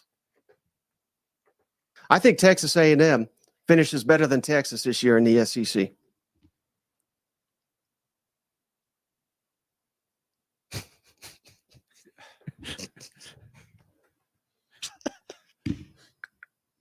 Tell me I'm wrong. I just have to hear that one more time. You just got through saying to us that Texas A&M will finish higher than the University of Texas. Yeah.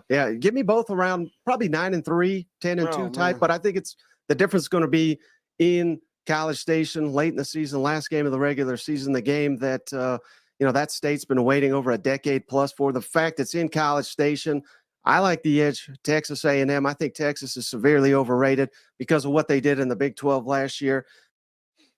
Okay, wow. That is one of the longest pauses that I've ever heard in the talking format. You're not supposed to have dead air. Dead air. There's a reason we laughed over it. We laughed over it solely to not have as blatant of dead air for 11 seconds. And the best is Paul doesn't break it. No, because Paul waits for him to say something. You're right. He's so stupefied. He's like, I can't believe this guy came on my show and said such nonsense. You have delegitimized my brand here, man. You have come on here with this. I don't listen to Paul Feinbaum live. I've never heard him with dead air like that. And I saw the video of him, though. He has like all the SEC helmets and everything, but then he had the 12th man talent. I was like, there it is. There it is. I thought he was a little bit more, maybe he believes it. It's not a lie if you believe it. Maybe he actually believes that. Yeah. And if he does, I'm not going to hate on this. This is why. Because Vegas has the Aggies favored over Notre Dame. They got him favored, I believe, over LSU. They got him favored over Auburn. I mean, they got the Aggies favored in a lot of games, guys. And listen, they don't play it's not really a really tough schedule. It's the SEC. It's a tough schedule. But they avoid Bama. They ain't got to play Bama. They got to play Georgia. They avoid some of the heavy hitters in the SEC. And we went over this before, guys. They're favored. Vegas thinks they're going to be an 8 or 9-win team around there. If Texas is a 9-win team, then that's a disappointment for Texas. But I don't think Longhorn fans have entertained the possibility of the Aggies being good when they play them. And it's possible. I think it'll be good. It is also funny, though. Like, I will bring up, he goes, well, that's going to be, they're playing at College Station. That'll be edge. And you just want to go, I get that. But if we look at history, the last 2 times they met, both teams went on the road. Yeah. Oh, no. Yeah. So that doesn't give you that edge. That is a wildest prediction I've heard about the college football season so far. And it's related to Longhorns. But yeah, I mean, the Aggies are favored. They play Missouri. They're favored versus Missouri. They play LSU. They're favored versus LSU. They're favored at Auburn. They're favored over Notre Dame. I mean, rest of the games. That's what I'm saying. Vegas really likes them. And like I said, the SP Plus likes them. And we just read the FPI. They like the Aggies. They think the Aggies are a top 15 team. They got the same amount of 5-star players on their roster as Texas at 8. So we'll see. People like what Mike Elko is doing. We'll see if they like it enough for the Aggies to be considered better than the Longhorns, to finish better than the Longhorns in the SEC. That would be shocking. I would be shocked if that happens, and Longhorn fans would be disappointed and angry if that was the case their first year in the SEC. All right, we come back. We'll push Rod's rant to next segment. We'll make that NFL related, and we'll play some audio of Bijan Robinson, and we'll play the audio of Pat McAfee and Anthony Richardson giving A.D. Mitchell his props. So NFL segment coming up next. All that and more right here on the Rodcast, featuring Patrick Davis. I'm Lifetime Longhorn. Rod Davis coming back on the horn.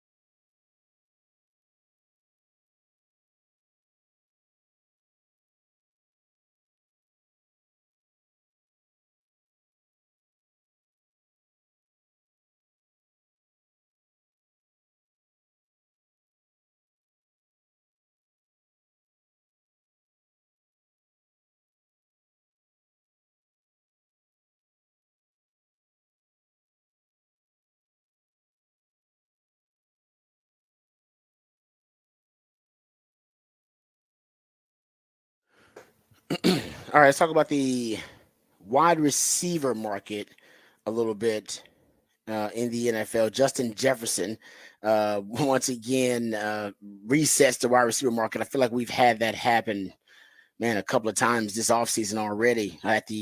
Justin Jefferson is the latest. Had Jalen Waddle. Nico Collins didn't really reset things, but Amon-Ra St. Brown was one of those guys. A.J. Brown was formerly the highest paid wide receiver. Devontae Smith, his teammate, got his deal done. We've seen a lot of receivers. I think Judy and Pittman, even some receivers who are lower down on that that hierarchy, if you will. Those guys got paid too. So the wide receiver position is ballooning in terms of the market value of it at this point. And we really hadn't seen much like it. I mean, the quarterback position separately, when you look at it in terms of its value overall, most valuable position in football, I think it's understandable. The wide receiver position it doesn't, to me, it doesn't track the same as the quarterback position. The quarterback, what makes it so valuable is the rarity of it. They're so rare. You just can't find a really good one. Even when you draft like 5 or 6 of them in the first round of the draft, we know the likelihood of two or three of those guys working out is really low. You're probably going to get one, maybe two out of your top 5 to 6 quarterbacks that are going to work out.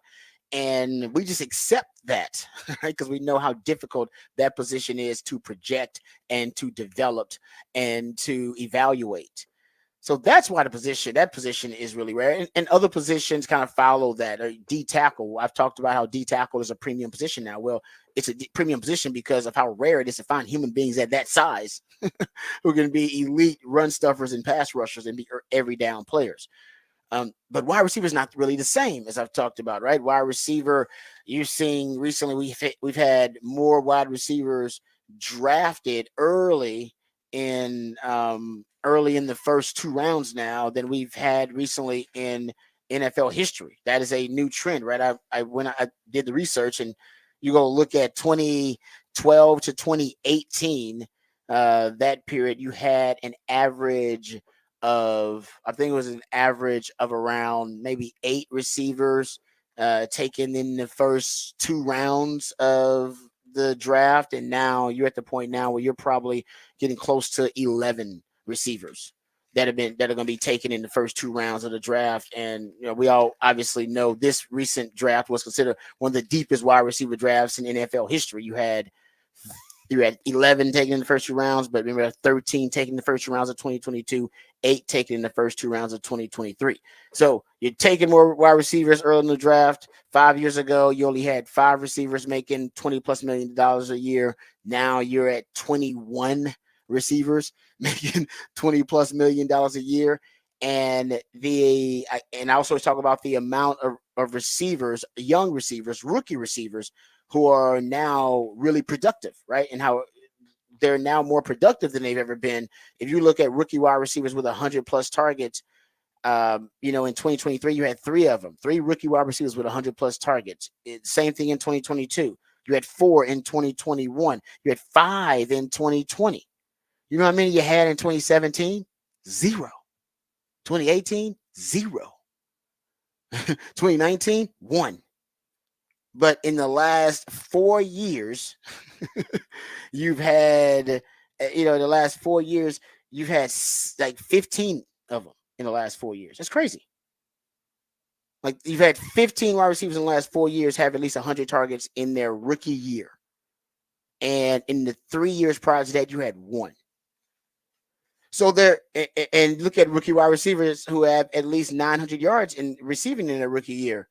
From 2012 to 2018, you had just an average of 1 per year that had at least 900 receiving yards. And in the last, from 2019 to 2022, you've had an average of 3, over 3 actually, in the last 4 years. So more productive than they've ever been. You're taking more of them. It's the deepest position in football, and still teams are paying a ton of money for them. A couple of teams have decided to reset the market, as we talked about. The Packers did it with Devontae Adams. The Chiefs did it with Tyreek Hill. And, more and more you're seeing some teams. The Titans did it, even though it didn't really work out. They did it with A.J. Brown. So you're seeing some teams decide, I'm not going to pay that money. I'm just going to reset and go get a young player at a premium position in the first round, develop those guys into being an elite player at that position at a discounted rate. But I think that's the exception and not the rule right now. So I think I don't know when the market's going to be disrupted, but I think it will be at one point. But you still have, some other wide receivers now who are, CeeDee Lamb is going to come in and he's about to get paid. Jamar Chase is about to get paid. Brandon Ayuk's about to get paid. Amari Cooper is about to come back up in a little bit. T. Higgins wants to be paid big money too. So this is about to happen all over again. And like I said, with the young wide receivers they're drafting now, and with them getting 100+ targets now, if they're the number 1 guy, and then getting damn near 1,000 yards in their rookie year, hell, by their 3rd year, they're also going to be paid. And where are we going to be in the wide receiver market? We're going to be at $40 million a year in like 2 years for multiple wide receivers. So something that could be a market disruption at one point, because this is not the quarterback position. But I've said for years, you guys have heard me say it's the deepest position in football at any level. at any level. Even look at what Texas finds in the transfer portal at wide receiver the last couple of years. It's deep. Everybody's going in the transfer portal for wide receivers, and you'll have no problem finding them. Quality ones in the portal at wide receiver. Go to a high school football game. There are quality wide receivers at high school football games all across Central Texas. When I go to high school football games, because of proliferation of the spread offense. But one thing we don't think about enough is, and I've heard coaches at the high school level talk about this. I've heard Nick Saban talk about it. I've heard really skills coaches, where you talk about footwork coaches who are kind of individual coaches who coach high school prospects and coach college players. I've heard them discuss it as well. There's a growing movement among young people who are really talented athletes at a really young age that they want to play offense, period. They don't want to play defense. They don't really like defense. Defense is considered grunge work. They like to play fantasy football. Fantasy football don't give a lot of props to defensive players. They want to, score touchdowns. Chicks dig the long ball. Ladies like touchdowns. Offense is sexier. Offense is more popular, and they want to play offense. And Nick Saban talks about this even when he had Trevon Diggs on his team there at Alabama, and how Trevon Diggs cried when he moved him to cornerback because he wanted to play wide receiver. He wanted to be, a return guy. And now he's an all-pro, but he cried when the GOAT of college football said, no, I think you can be a great NFL cornerback and DB. By the way, I coach DBs in the NFL, and I think you'd be great at it. And he still cried, didn't want to do it. And more young people, you'll see them at the high school level or even younger, they don't want to play defense. They're not necessarily excited about it. They would rather play offense. And I do believe now at the NFL level, you're starting to see now probably for, I don't know how long this has been happening. I don't know, a decade plus. It started with quarterback. Remember, quarterback used to be one of those positions where your best athlete on your team wasn't playing quarterback. That was never really the case when I was coming up. It was a guy that knew how to play quarterback. He wasn't the best athlete on the team. Now you're the best athlete on the team playing quarterback now.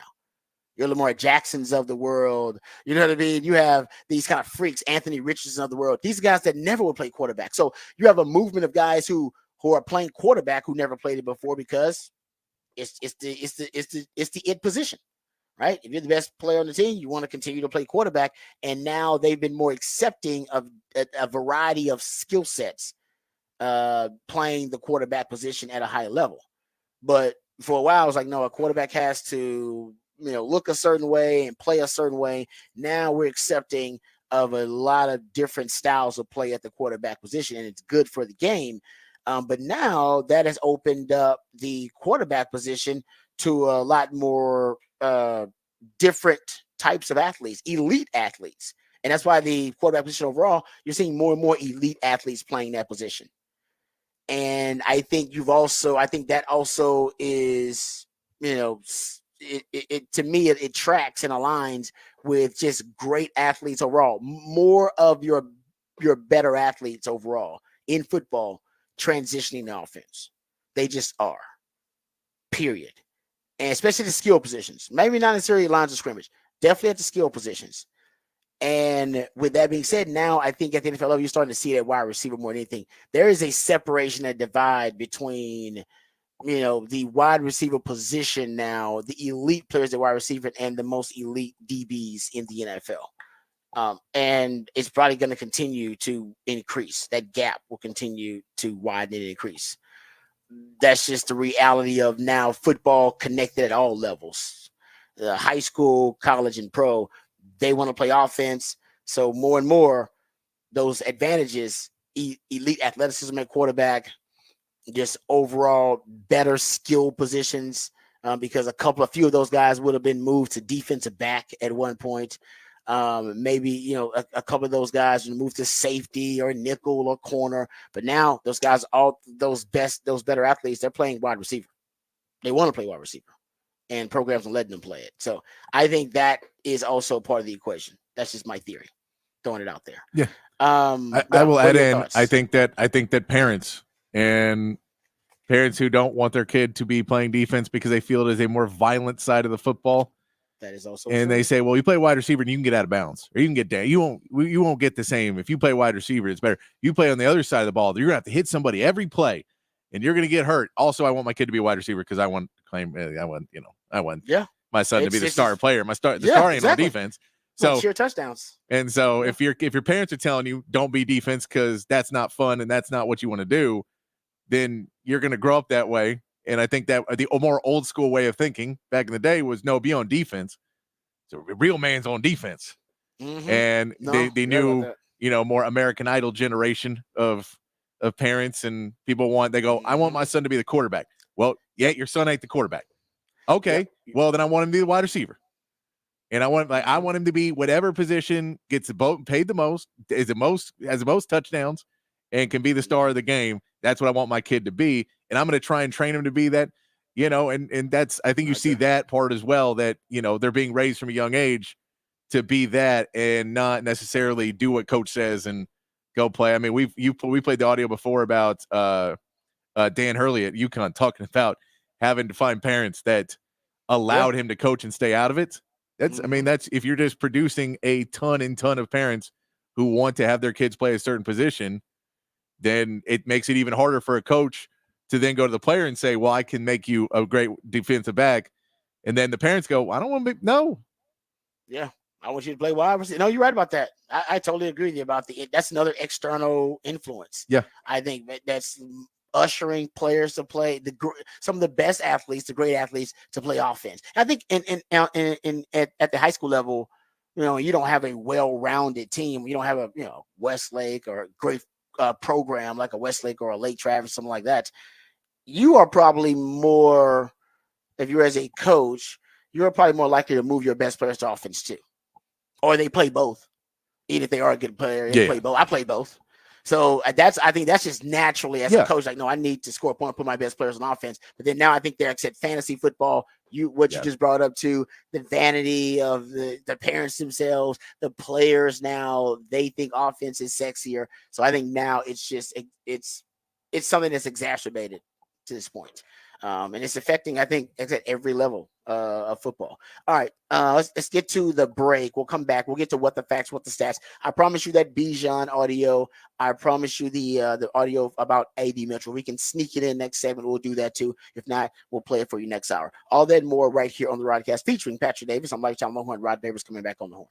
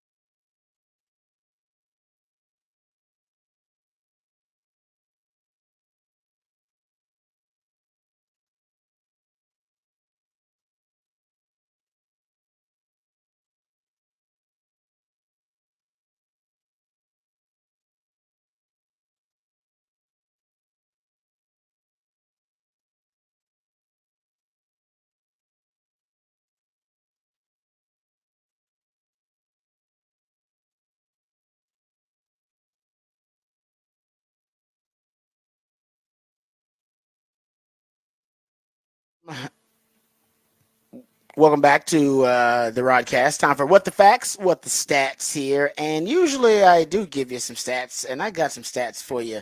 But I want to play this audio because we promised to play this audio about Bijan and A.D. Mitchell. So it is, these are facts. Bijan has a brand new coach, Raheem Morris, who was one of the assistant defensive back coaches actually there with the Tampa Bay Bucks when I was with the Bucks. But he's now the new head coach there. And they have a new offensive coordinator, Zach Robinson, who is from that Sean McVay tree, who's from the Shanahan coaching tree. And Bijan Robinson spoke to the media about the new system that he's going to be in. And here is a fact about from Bijan about how he's going to be utilized. I'm going to be more of a runner that does everything else. Like, not as much. I don't know what the plan is, but like it's like run first, like I did in college, and then still having that access to go to receivers, still having access to do creative things out the backfield. More so like like how they use Christian down there in San Francisco, like something like that. So that's kind of what like the plan is here. Ooh, well, we just casually threw that out there too. Yeah, kind of like they do with San Francisco. Christian, you mean what? You mean the most versatile running back in the league is going to use you like that, which is how they should be trying to use him because he does have that ability. But he just casually threw it out there, kind of like they do San Francisco with Christian McCaffrey, kind of like that. They're going to use like, okay, well, yeah, fantasy football lovers everywhere are salivating. That's what a lot of people were upset after they drafted Bijan last year.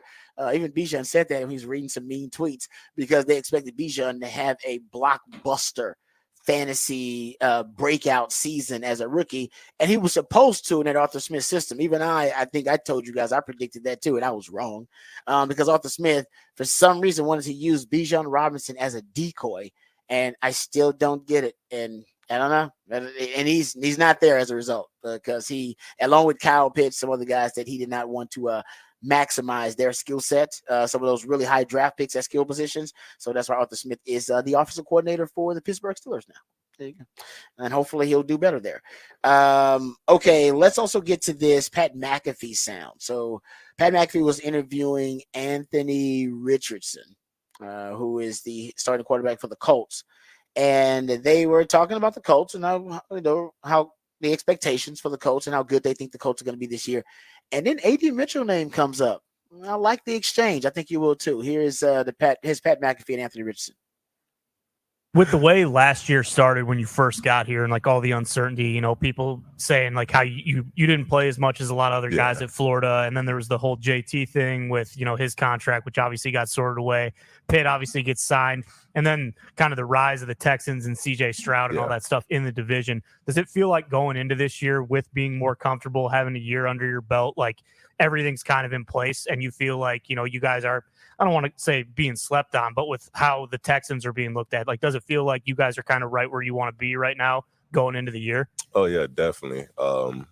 Everybody doesn't know it, but we know we got a squad. We know we got some guys on our team. We know everybody else is loading up and getting guys on their team, but we already got dogs on our team. We know what we're going to do. So only time can tell what's going to happen. So. How's AD? Nah, he's legit. He's legit. That's what I heard. I heard people were like, hey, AD, real deal. Yeah, and I was like, AD, who's AD? Nah, he's nice. You guys got Aaron Donald on the team? That's what I thought somebody was saying AR's name wrong. Yeah. They were like, hey, AD's legit. So good. And he is, though. And I'm like, who the hell is we saw him, I think every game we were on the field. I think 3 games he scored every game, big plays. Yeah, he's called AD, great name. Mm-hmm. I mean, Aaron Donald just retired. Sure. So I mean it is time slide in. AD to come in there. Fast, quick, works hard from what I've been told. Oh, yeah. And we signed everybody back from the defensive side. Yeah. All right, there you go. AD gets some love. See, Pat McAfee upset. He's like, AD.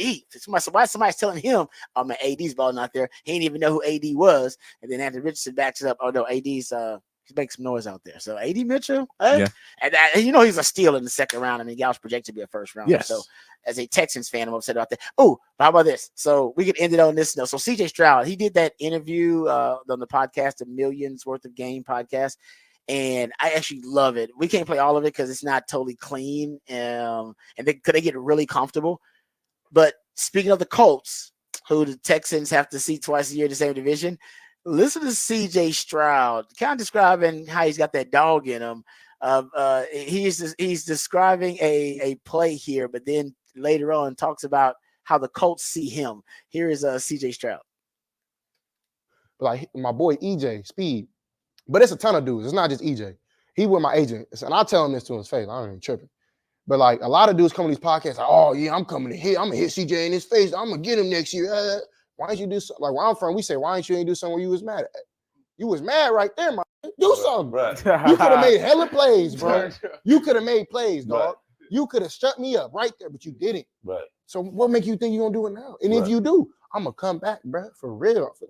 This ain't for no play, bro. I'm like, come on, man. Got him in that mode. You got me going. This, but you know what I'm saying? Though, it's like, this is the mode I've been waiting to get. Like, I'm gonna slam CJ on his head. Like, Man, you should have did that then, bro. Right. Now we're gonna have another opportunity, and we played him first game of the year. Ooh. I'm excited. The coach, we play him after they play. It's gonna be rocking. Indy hates me already, and I love it. So. He sounds like he got that dog in him. He got that dog. Yeah, I love that. Like, if y'all talking trash, do something. Do something. Yeah, I'm like, what? Is this my quarterback talking like that? Yes. Like I said, I love me some CJ Stroud now, man. I'm officially on that bandwagon. And the more I listen to him, the more I like him as a person, but also as a player. So there you go. All right, we come back. We'll get into some NBA Finals discussion. We'll also dive a little bit deeper into some of the other big headlines of the day. I'll go behind the burnt orange curtain as well. We'll discuss what I love about Johnny Nansen. I found a little nugget about his background. All that and more when we return right here on the Rodcast featuring Patrick Davis. I'm Lifetime Longhorn. Rod Babers coming back on the horn.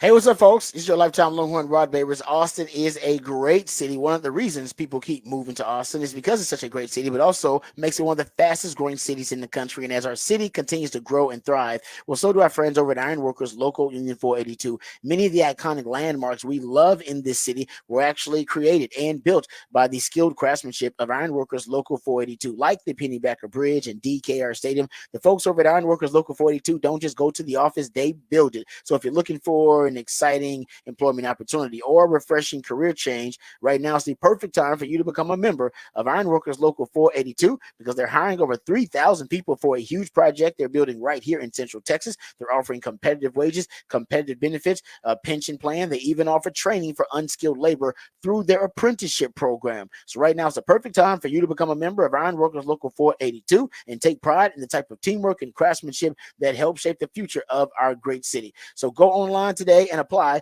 at ironworkers482.org. That's ironworkers482.org.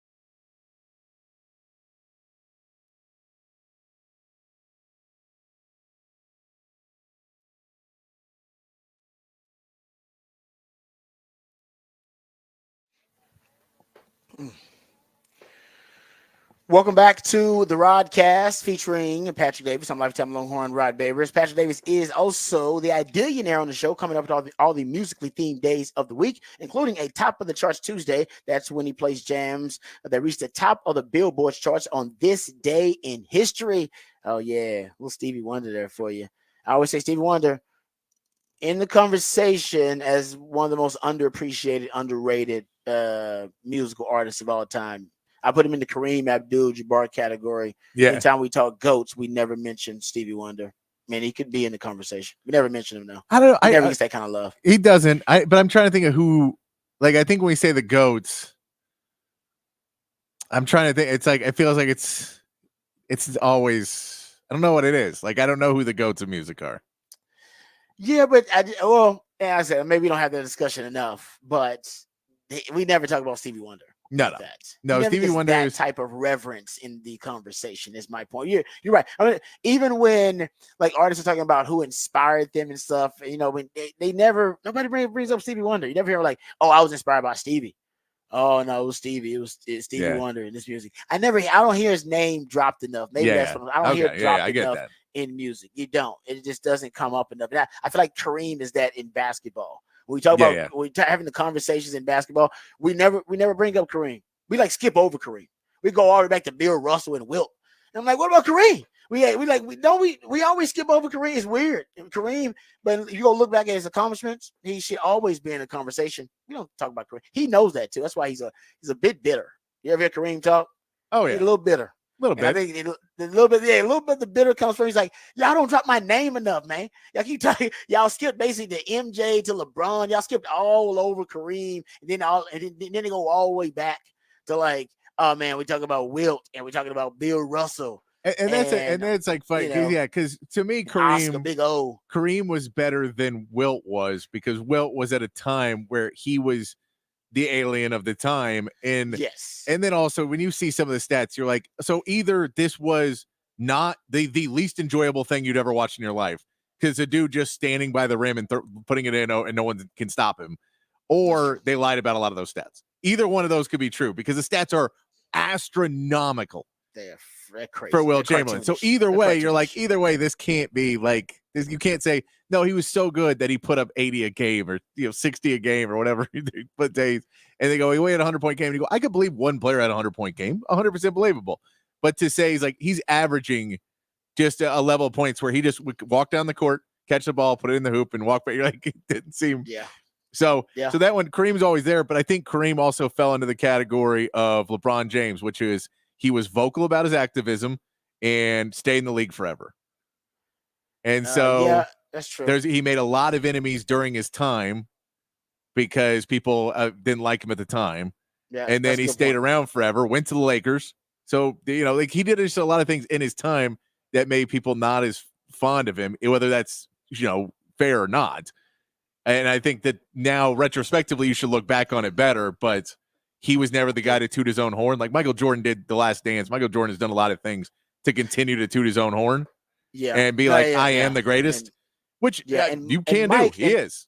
But in Mike's case, and even Magic's case, they live on because of how they kind of penetrated pop culture as well. Yeah. They've been able to do that really well and penetrate. Kareem didn't. I mean, he did at the time, but for some reason, it didn't. It doesn't have this. I don't know. I mean, he was in Enter the Dragon. Yeah, he was in movies. Airplane. He was immersed in Hollywood at the time. Yeah. I was like, he did all the stuff you're supposed to do, so he still should be mentioned a ton in these conversations 20 years later, but we don't. I think also what happened is right at the end of his career, Magic just kind of drowned out. Yeah, that's true. You know what I mean? Like his greatness, because Magic, instantly they went from him to, and Lakers always do that, by the way. But they just go from great to great, and you really have no time to reflect. If you're a Lakers fan, it's like, no, let's move on to the next great thing. Anyway, too much discussion about Kareem. We'll talk about the NBA Finals coming up next. But first, let's get updated, educated, and informed on all the top stories of the day with Patrick Davis and the Horn Headlines. All right, your Horn Headlines brought to you by Top Gun Rentals and Lawn Equipment. Texas softball pulled out a win in a hard-fought 1-0 battle versus Stanford in the game that was knotted at 0 until Texas manufactured a run off a sacrifice bunt in the 7th. Tegan Cavan once again threw a gem, allowing only one hit which is the third straight game time in the Women's College World Series. The Longhorns have only allowed one hit in the game. After Florida's win over Oklahoma yesterday, Texas now waits for the winner of the rematch today for their opponent in the finals. Texas basketball secured another commitment for the 2024 class, adding Austin native big man Jamie Vincent. Vincent had originally committed to Vanderbilt, but asked out of his letter of intent after the team fired head coach Jerry Stackhouse. The 6'11" forward center began his high school career at St. Michael's before transferring for his last 2 seasons at basketball powerhouse Oak Hill Academy. Vincent adds size to the Texas roster, and his signing now leaves Texas with one more scholarship available. In Major League Baseball, the Astros battled back with a 4-run 8th inning to get the win over the St. Louis Cardinals yesterday. Alex Bregman hit a home run to tie the game at 4-all before Yanier Diaz got a 2-run homer to take the lead and eventually the win. The Astros bullpen pitched well, only allowing 1 hit after Verlander exited the game pitching 5 innings. Houston is back in action against the Cardinals today with Spencer Arrighetti taking the mound, trying to keep the momentum going from his last start. And the Rangers dropped a close one to the Tigers 2-1 after Jake Rogers hit his second home run of the game for the Tigers to take the lead in the 8th. Corey Seager was able to extend his hitting streak to 16 games with 2 singles in the game. And Marcus Semien got a solo homer for the Rangers, 1 run in the game. They will now send Dane Dunning to the mound, looking to even the series with their matchup with the Tigers tonight. And that is your Horn headlines.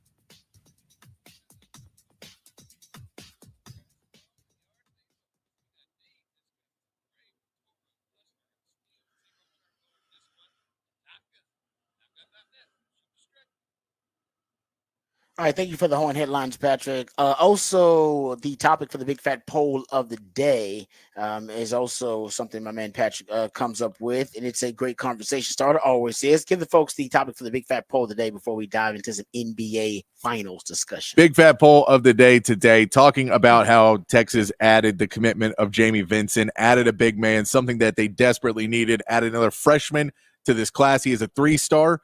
So not the top-rated recruit, but is a guy who is a growing. He's been listed anywhere from 6'9" to 6'11", but a 7'5" wingspan. Adds some definite defensive help in the front court, being able to be a rim protector and a shot blocker. Also is supposed to have a decent enough shot. Those are the pieces that you need to add. So the question is, what is your confidence level in the Longhorns men's basketball roster now? You feel like you're pretty well finished with the roster. They may add 1 or 2 more. They may add one more piece. They do have 1 more scholarship, but it's pretty much done. A, B, C, or D. Right now, B at 51% is getting it, and then C at 39%. The 2 extremes, not too much for A or D. But I think B is where I had him at a C until you get this commitment. Now, if he doesn't pan out, if it's not, then I'm going to go with the optimistic B. But I think it may be a B minus, C plus in that range. Yeah, until we see what they do. But I put a B and a C because there's only 4 things you can put in there. So if you want to get specific, you can comment. You can comment on there and let us know if you want to. But I think we're pretty much all on that. It's a high C, low B for most people. The Trey Johnson too, that's one that he's looked so good in the All-American games and what he's done that he could be a extremely electric player for Texas next year. And that's something they've lacked in the last few years is that one guy, that you say, all right, we need 8 points. Give the ball to Trey. Yeah. we need a score. Give the ball to Trey. And Max Asmus was supposed to be it last year, but with his size and he wasn't really able to be that guy. He had a couple big shots, but he was never the guy. And Trey Johnson is a guy who could very easily be the guy. And that would be a big piece when you're trying to put together a college basketball season. Yeah, no, I'm with you on that. That's it's been a while, and if he can play really well, he can uplift the play of a lot of guys on that roster too. If you have a young guy playing that role at a high level, that is the question. Big fat poll today: what is your confidence level in the Longhorn men's rebuilt basketball roster? Man, it seems like this is going to be the case every year now in the new era of the transfer portal. That you're just going to get to know your basketball team a new one every year, pretty much. You'll have some guys that'll carry over, but a lot of turnover with the transfer portal. All right, so go check that out. That's on the Horns X account at the Horn ATX. Let's talk about the NBA Finals. We won't dive deep into the preview and X's and O's and the scheme. Won't get into that. We'll start doing that probably tomorrow, and then we'll do it on Thursday, of course, because the finals start Thursday. But let's talk about the storylines. little bit surrounding this matchup between the Mavs and the Celtics. I mean, Luka, there's so many great stats about Luka. You shared one earlier this week, maybe it was late last week, about Luka in his first 6 seasons, 5 first team, all NBA team selections, which is just crazy for us. And I mean, that's more than Steph. Like that's crazy. Steph, it took a while to get going. I mean, if you remember Steph Curry, injuries early he had on, the ankle injuries when Mark Jackson was the coach. He wasn't that guy. There was points where they were like, yeah, he may not work. It's time to draft another guard and move on from Steph Curry. Yeah. That was a real point in conversation. And now he's a generational talent. Luka Doncic was not that conversation. The Luka Doncic conversation was, why didn't we draft him higher? Well, they trade because they got traded for Trae Young. And it was him and Trae, and then Trae got to Eastern Conference Finals, and you said, wait, it was Trae. And then now you look at it, and now the conversation shifted from, was it a super even trade, to, oh, man, how much better is Luka? Yeah. Seriously. How much better is Luka? Yeah, I'm with you. Yeah, you're right. I guess for a brief period, there was that comparison, but Luka is, I think, has the potential to be a generational talent as well. At least he's on that path. And my favorite Luka stat, and I brought this one up like when the playoffs started, because it was one that blew me away just doing some research. Luka is second in NBA history in points per game on average in the playoffs. Only Michael Jordan averages more points per game in the playoff, averaged more points per game in the playoffs than Luka does right now at 31.1 for Luka. And he is 7th in playoff player efficiency rating, playoff PER. He is 7th among players with at least 30 postseason games, trailing Jokic, MJ, LeBron, Shaq, George Mikan. Anthony Davis is in that category too. But it's fun to go through Luka's stats, because him being 25, they're just wild, mind-boggling stats to show how good he is. So I started looking up, because people are having the conversation about, if Luka, now we don't want to jinx him, if Luka wins. I think Luka at one point will win a title regardless in his career. It's just too good. So at one point it's going to happen for him. Kind of like, even if it's like the Dirk, where it wins it at the end of his career in his twilight, he'll win one. But whether he's going to win it now, that's the conversation. And with his resume, think about how it changes his legacy immediately and catapults him past some of his peers who have already won MVP awards, and his resume. Because I think like you said, Patrick, your theory about how the MVP award is given out, how it is also an award for the previous postseason, in addition to what you're doing that regular season. If Luka ends up winning a title here at 25, with all of we just brought up the stats on his resume, he's going to be one of those guys, I think, that is going to fly past some of his peers in the conversation for best basketball player on the planet. He won't have it in hardware just yet, but in terms of street cred, I think he'll start to get it, which is what I thought he would be this year. And that was I remember there was a podcast when Luka was on with JJ Redick, and it was some stat that he wasn't going to pass LeBron in and getting something done before LeBron got it done. Okay. And so it was like points in the playoffs by this age or something like that. And you could see his face when JJ said the stats, and they're like, you're second in this by this much. And Luka does the math in his head, and he's like, I can't catch him. And it bothers him. JJ's like, does that bother you? He's like, no. You're like, oh yeah, it does. Because you want I want to be the best. And you can see that part of the competitiveness in him, that he wants to say, I want to be the guy who does this first. I want to set the records. I want to push that. I think the fact that Jokic won a title, he knows, hey, man, Jokic, all right, I'm not even the best player from Serbia in the league. Yeah. I got to win that first. That is, I didn't think about that. That's actually, that's a different level. But I'm glad you brought that up. He's got the competitive sickness, is what you're saying. He's got it. It bothers him. And this is why we go, but I think it's an interesting conversation. So you look at stars, and I'm talking about superstars here, guys who end up being all-time greats, who won their first title at 25 or younger. Obviously, Tim Duncan is in this conversation. Patrick, you know that. Dwayne Wade, Kobe, Magic did it. Larry Bird is also in the conversation. Now, why all of these are a little bit different, they're unique in their own way.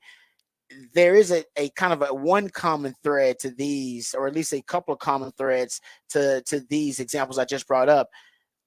It was a different era of the NBA, and you can tell the big man, there seemed to be a common thread where more than a few of these, all of these guys, they had an all-time great big man that also helped them in their journey and was able to help the burden of the load that they had to carry as a young player. Tim Duncan had David Robinson. D. Wade had Shaq, as well as Kobe had Shaq. Magic had Kareem. Larry Bird didn't really have a all-time great big man, but he had Parrish and he had Kevin McHale. So he had some dudes. He had some dudes there. So like I said, not exactly the same, but if Luka wins his first one at 25 or younger, a little bit different than those guys. Kyrie, I guess you could say that's his veteran player that is helping him shoulder that, carry that burden. But for me, Luka's might be more impressive than those examples I brought up before. What are your thoughts? First of all, he has to win it. Which is all hypothetical. And then let me correct myself before the text line corrects me. Luka's Slovenian, not Serbian. Slovenian. They're both used to be part of Yugoslavia, and then they have independence now, but they're all part of that area. So, yes, he's Slovenian. So he is the best Slovenian basketball player. Correct myself before we get into that argument. Get it right. Yeah, throw a text line to call you out on that thing. You got some Slovenians listening right now. Come on, man. No, but no, I think it is. It is a different era because again, you talk about those are all those other guys that had other players. They had ex MVPs. They had guys who had good point. That play different positions and can play a 1-2 game a little bit differently. You brought up that it's big men versus playing two guards and playing this very similar position, both ball dominant positions that may not play as well together. It to me is more of that this is the more comparison of Michael and Scotty than Kobe and Shaq. It's just that that's a more apt comparison to me because Kyrie plays really, really well with Luka. Like Kyrie makes a concerted effort to play well with Luka. And that's not saying David didn't play well with Tim or any of those, but it's a different thing of Kyrie could still be in his prime trying to play, his style of basketball, and it would not fit together. If they both played their own style, it wouldn't fit. And those other guys could play their own style at points and it would fit more. But it's just, I got you. This is also a team that is a much younger team. There's not a huge veteran presence on this team, on the Mavs. There's not a huge group of guys that you really put together this veteran team. You're relying on guys like Derek Lively, who's a rookie, Daniel Gafford, who you just traded for the Wizards, which I saw the stat that like the last 20 teams or last 15 teams, something that won the finals, had a Warrior on their team, a former Washington Warrior on their team, and Washington Wizard on their team.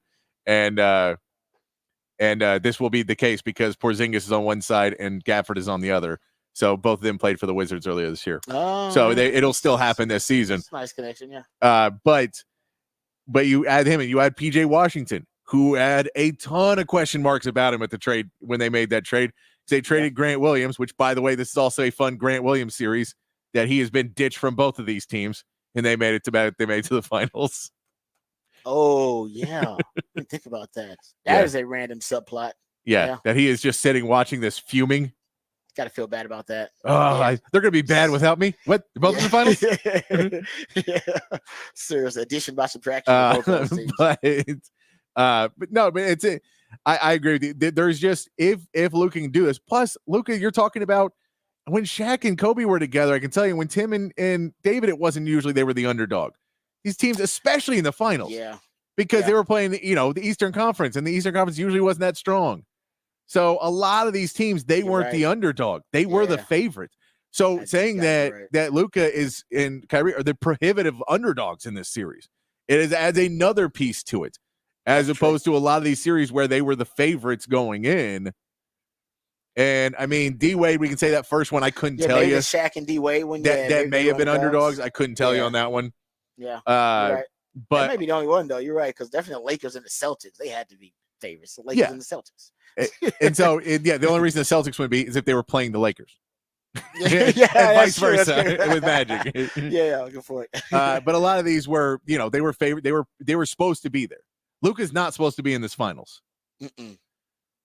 And we said there was a chance he could get there, but Luka had to do special things to get there. This is not a team that people saw even at the trade deadline, even at the end of the season, even going into the playoffs. It was maybe they can beat the Clippers. And then, OKC, and then you're not going to beat Minnesota. So it has been a line of them not being able to get there, them being the underdogs. I think it is a different story and a different path, but that's kind of what Luke has done the whole time is, in a superstar world as well, not really complaining. And we know that the Mavs have done everything to try and get him a team around him. But at the same part, he hasn't necessarily come out and whined about it, or he hasn't blamed anybody else for it. He hasn't been the guy to say, well, they're not giving me a team. And then maybe if you put some other players around me, like Joel Embiid, I think has been a guy that's been more vocal about his disappointment and what he's been, what's being built around him in Philadelphia at points. And so he's been, a better sense in that sense. He's been better for the Mavs. However, it's, you get to where you want. They put the piece together. You work out with Kyrie.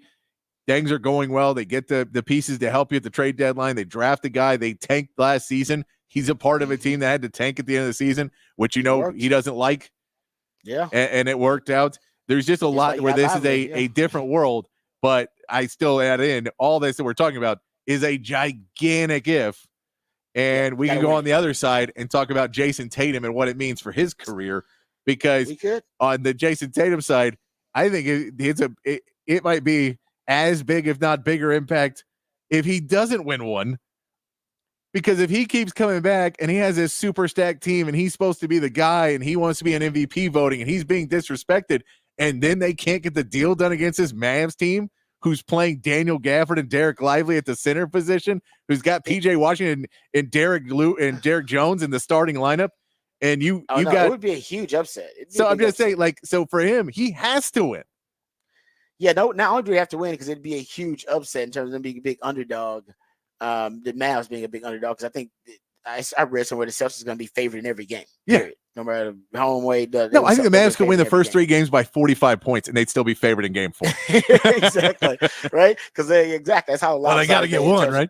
Yeah, they're a favorite. But Jason Tatum he's in a very, very interesting position because you're right. They got to win, number one. If they don't win, that's going to follow him. But even if they win, Patrick, he's got to be one of the main reasons. Yeah. And he's got to show up in clutch time for them if that is the case when they win. Otherwise, if it's Jaylen Brown who's the star, he's going to also lose street cred. He's like, Jason Tatum, he's not the star of that team. It's Jaylen Brown. He's the one that got that dog in him. Yeah. Tatum ain't got no dog. He's got to – it's some situation where not only does he have to win, but he's got to be the – main reason they win too in order to solidify his legacy, especially because he's going to be playing against PJ Washington a lot of this, and I like PJ Washington and he's a good player, but man, you're Jason Tatum, you're supposed to be able to take this guy.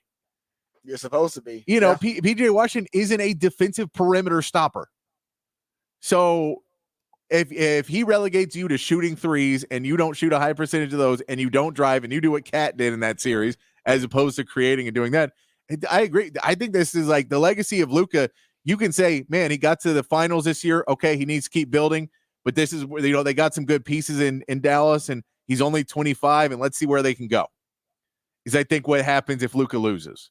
I don't think there's any hate on Luka whatsoever. For him to get there was such a battle. Advanced his legacy, exactly. And so I think he's advanced his legacy either way. But Jason Tatum and these Celtics, that is a big piece. Because, and the NBA wants to put him as one of the big stars because we talk about it. There's not enough American stars in the NBA right now. And Jaylen Brown, I don't think is the guy they really wanted to be as much as Jaylen Brown wants it to be. That Jason Tatum is the guy they wanted to be. And, Duke kid, feel he's the guy to push through. And he just hasn't taken that reins yet. And this is a place where he could. But I think his legacy is very much in peril, or for someone this young. We're talking about young players. Yeah, because I think right now the narrative right now is negative about Jason Tatum, and it's that he is not clutch or like he shies away from the big moment, whatever it may be. Yeah.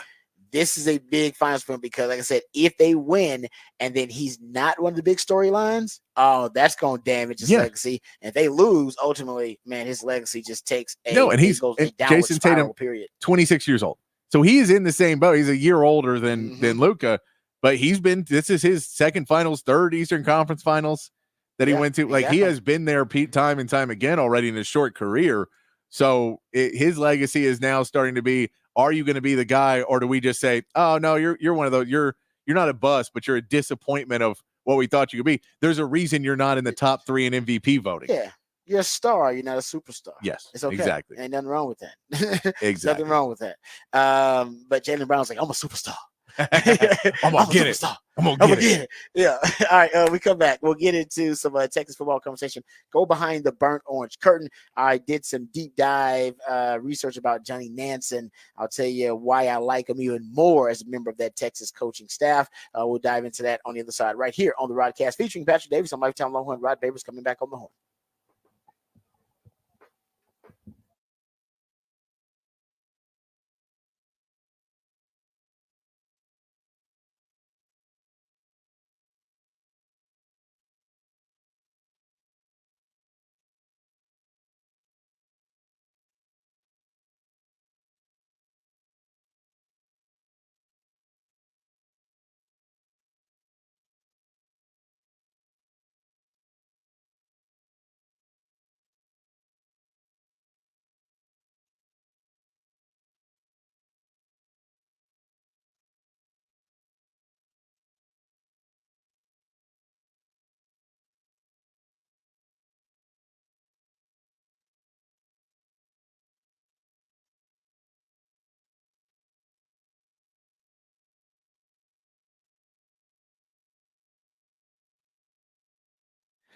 Hey, what's up, folks? Lifetime Longhorn, Rod Babers. Let me tell you about Dr. Greg Eckert and his wonderful team. It doesn't matter what your concerns or issues are with your dental health or dental hygiene, the person you need to visit is Dr. Greg Eckert.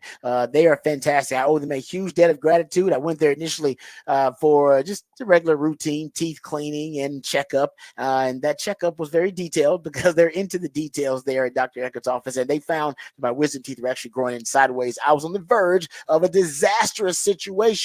They acted quickly. They got the procedure scheduled, walked me through every step of the process, made sure I was comfortable with the process, had the procedure done, back at work within a couple of days, and my dental health, dental hygiene have never been better, thanks to Dr. Eckert and his all-star team. Now, hopefully, it's not something as serious as having all your wisdom teeth removed, but if you need to have that done, Dr. Yu and his team, trust me, they can handle it. But hopefully it's something as easy as a cleaning or a routine checkup, but anything, general dentistry, teeth whitening, dentures, porcelain crowns, veneers, dental implants, full mouth reconstruction, even root canal therapy, whatever it takes to ensure you're getting the best quality dental care available. That's what Dr.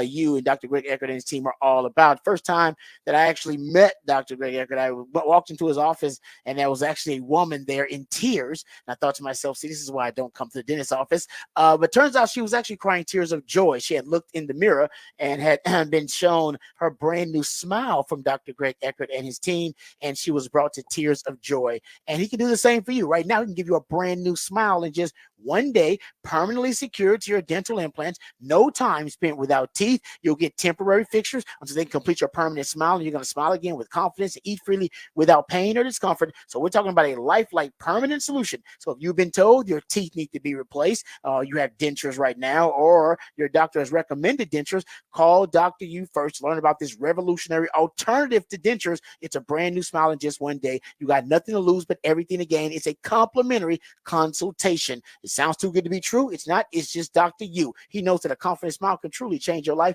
and he wants to change your life for the better. 512-345-3166. That's 512-345-3166. Or visit drueckert.com, drueckert.com.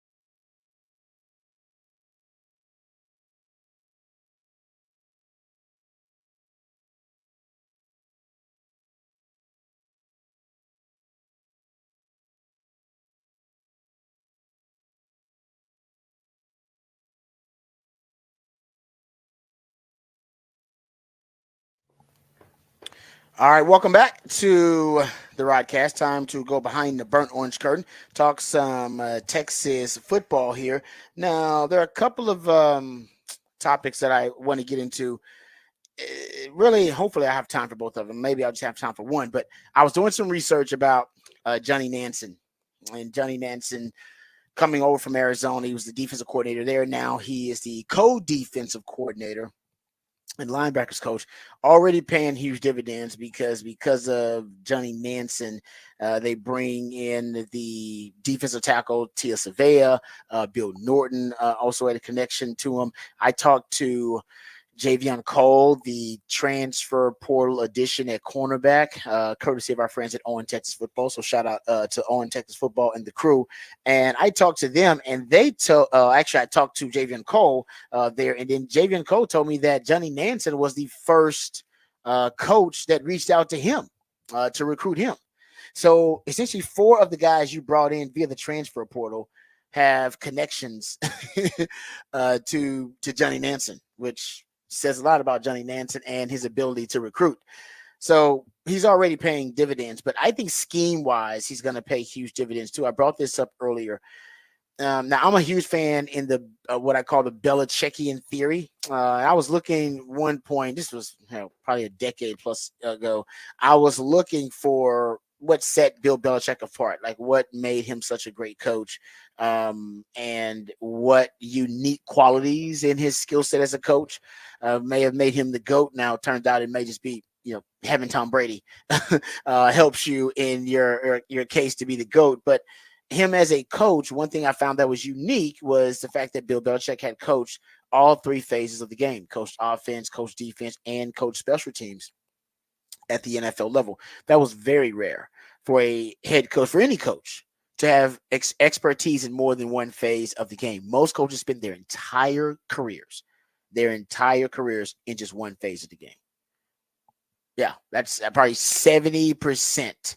70% of 60 to 70% of all coaches at the college and the pro level are all just in one phase of the game. And that's fine. That's just the way of kind of the coaching profession. But I always said, if I got into coaching, if I got into it, and if I had to hire a coach, having a coach that's coached in more than one phase of the game, in multiple phases, it would make them a higher priority on my list in terms of hiring them.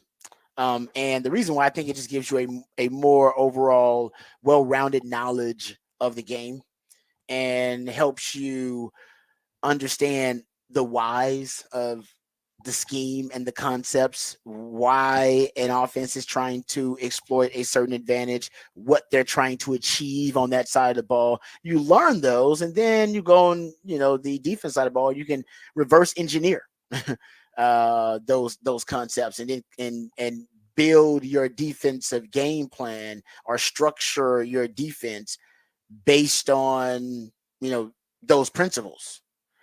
And that's why I love coaches that have that kind of experience, and I do think it gives you an advantage. The coaches in the NFL that are Belichickian in their background include John Harbaugh. He's in that category. Of course, it was Bill Belichick. Pete Carroll used to be in there too. Those guys are gone, of course. But Mike Tomlin is in there. Nick Sirianni is in that category. Shane Steichen's in that category. Robert Saleh, Brian Dable. So not as many as there used to be. It used to be a lot more coaches. But of course, some of the old guard are, and I got to go look and research the recent coaches and find how many of them. But usually it's between a 25% to 33%, anywhere from a quarter to a third of college coaches or NFL coaches are Belichickian in their on their resume. And when I was doing research on Johnny Nansen, and by the way, when they hired him, I was really high and complimentary of Johnny Nansen because of his Belichickian background. At the time I said, man, I love the fact that he's coached at the college level at running back, at cornerback. He's coached safeties. He's coached linebackers. He's coached D-line. He's coached inside linebackers, interior D-line. He's been a DC. He's been a special teams coach. So he's coached all 3 phases of the game. And I said, man, his Belichickian background really impresses me. And I wonder if sometimes coaches is out of, is out of necessity, and sometimes they are, moved to a certain coaching position. So it wasn't their intention and it wasn't their choice to be Belichick in. They just got through. They were like, "Oh man, we need you to coach running back." So sorry, we either going to fire you, hire some other new DB coach, or you can go coach on the other side of the ball. And the coach will say, "Oh, I'll just go coach it." So they don't really have a passion for it. It was more just a predicament they were in. That wasn't the case for Johnny Nansen. He chose to go coach offense because he wanted to know why the offense was trying to exploit certain advantages and certain loopholes, why they were using certain cheat codes, what they were trying to achieve on offense. Here's the quote from Johnny Nansen at his initial press conference with Arizona. He said, "I understand how offenses are thinking. I understand how they prepare. That to me was something I really wanted to study, and it made me a better coach once I moved back over to defense."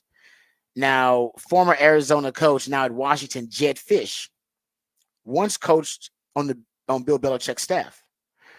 He asked Bill Belichick before he took the Arizona job about hiring coaches, like what was his advice on hiring coaches. In the article I read, it says that Bill Belichick advised Coach Jed Fish. He advised him to hire someone who had worked on both sides of the ball. I hire somebody that's got that Belichickian resume, as I call it. And the guy that he hired was Johnny Nansen. Isn't that crazy? So he's not directly tied to Bill Belichick, but the Belichickian theory still applies. And the reason Jed Fish, it's a couple of degrees of separation, decided to hire Johnny Nansen is because he was looking for a guy that had that kind of skill set. Now, that actually does, I think it actually affects or influences Johnny Nansen's defense, because Johnny Nansen's defense at Arizona was among the most multiple, malleable defenses in college football. It was week to week, it was an offensive coordinator and a quarterback's nightmare. And much like a Belichick defense, it was matchup based week to week. And it was opponent specific and matchup based week to week. So what you saw on film for one opponent was not necessarily going to be what you saw and what they game planned for you specifically. So he would tweak it every week. And you look at what Johnny Nansen did at Arizona, he did the very same thing. I mean, there were games where, I mean, they played the base 4-3, they played a 4-2-5, they played a tight 3-4 tight front, they played a flex with 3 safeties. They played the Joker defense, which was a 5-1 front. They played a dollar package with 8 DBs. They played a 7 DB package that was a dime with 6 DBs. You're talking about a flex 3-3-5 we saw out there. I mean, you name it, they pretty much threw it out there at one point and utilized it in a game plan specific for some opponent. And they were different every week. Like against USC and against Washington, they broke out a 7 DB package, and Michael Penix failed to throw a touchdown against Arizona. Caleb Williams had his worst passing yardage game up until that point in the season when he played Arizona. They broke out the old double eagle flex defense when they played Washington State. When they played Oregon State, they played a 3-4, they played a 4-3, they used 3 high safeties, a 4-2-5. It was easily, in my opinion, from what I've watched it, I don't know if I've seen a defense in college football with more variety in their personnel packages and with the types of defenses they played. And I think that's going to have a heavy influence on PK, just like when Gary Patterson came as a special assistant to the head coach, and he had a heavy influence, on PK. And then Texas started playing a lot of match quarters defense, and now they play match quarters at a top 5 rate in the Power 5. Arizona played cover 3 more than any team in the Power 5 with 3 deep. They were in single high safeties probably 75% of the time between playing cover 3, and they love to play cover 1. We know Sark wants to play more man coverage. That's going to put you with a single high safety unless you don't play 0, which is no high safety, or you want to play 2-man, which makes you light in the box. They won't do that a lot this year. They want to put that extra defender in the box because they don't have Devondre Sweat and Byron Murphy anymore who can win with light boxes. So with that being said, you're going to be playing cover 1 or you're going to be playing cover 3. So I think this year they anticipate playing less cover 4 match quarters, even though that's what they major in. It's still going to be their bread and butter coverage, but you're going to be throwing in more cover 3, more cover 1, because you're going to be playing with a single high safety so you can devote that extra defender in the box so you can win the numbers battle. Last year, they didn't have to win the numbers fast. They won with light box. They were the best rush defense in the country, at least among the Power 5, with a light box. Light box is when you have fewer defenders than they have blockers. So they were able to. Why? Because you had the best D tackle combo in college football. You had Devondre Sweat, who was the best run defender in the interior D line in college football. You had Byron Murphy, who was the best pass rushing interior D lineman in college football, and they both demanded double teams. So you had to devote at least 3 of your offensive linemen to block Texas 2. Sometimes devoting 4 to block their 2. You're always going to win the numbers disadvantage. You can win with the light box that way. They won't win with the light box this year that way because they don't have Sweat, they don't have Murphy. So I think the anticipation is we're going to play more single high safeties to put an extra defender in the box. That means you're playing cover 1, you're playing cover 3. Cover 3, Johnny Nansen majors in.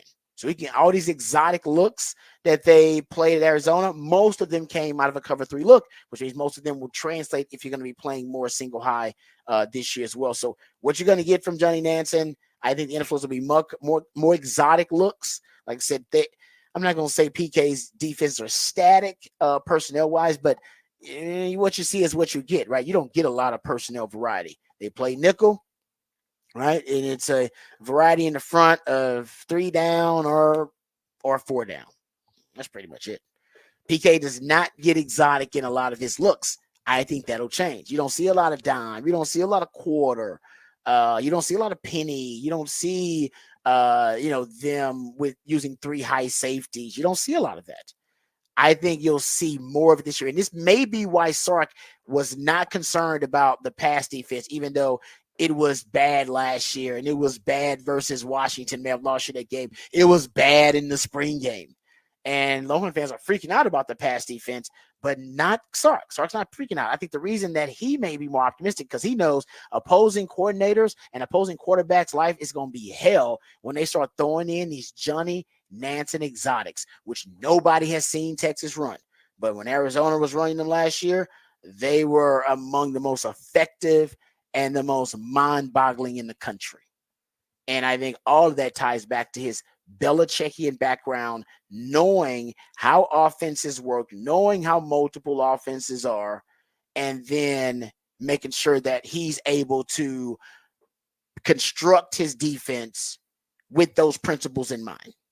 Now, you can't protect yourself against everything, but I think you can really confuse and discombobulate offenses, or at least quarterbacks and coordinators, which is where it starts, by throwing out some exotic looks, things they have not seen or expect to see. And that's what Johnny Nansen did as well, if not better than any other defensive coordinator in the country last year with Arizona.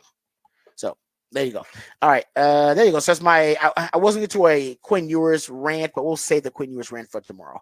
There is a bowl, Senior Bowl official giving Quinn Ewers some props. Is implying that maybe Quinn Ewers is underrated, that we're not giving Quinn Ewers enough props.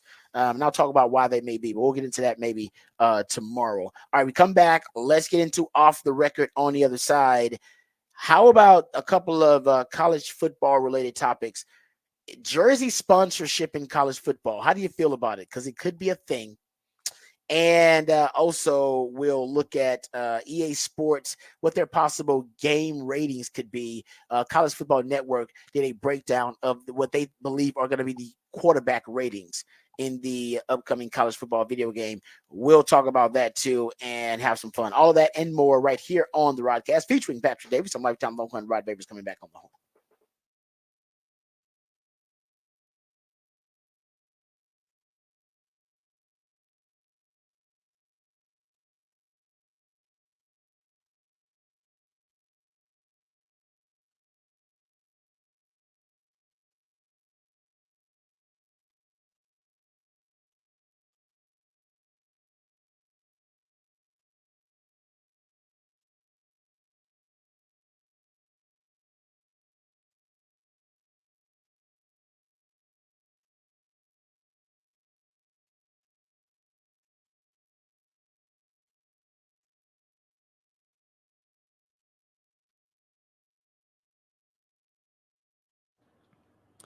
Hey, I want to tell you about our friends at Texan Windows. They're your new and replacement window experts in Central Texas. You can discover affordable windows and sliding glass doors. You're spending more time outside on the back patio. That sliding glass door may need a little love. You may want some new sliding glass doors. You can check that out at Texan Windows. Or if you want to do a little bit up your curb appeal, we can get a new color to fit your decor a little bit better. You want to change the operation of your windows, remove the grids in the glass, whatever you want to do to make your home feel more like home, you can do it with Texan Windows, but it's not just about the looks.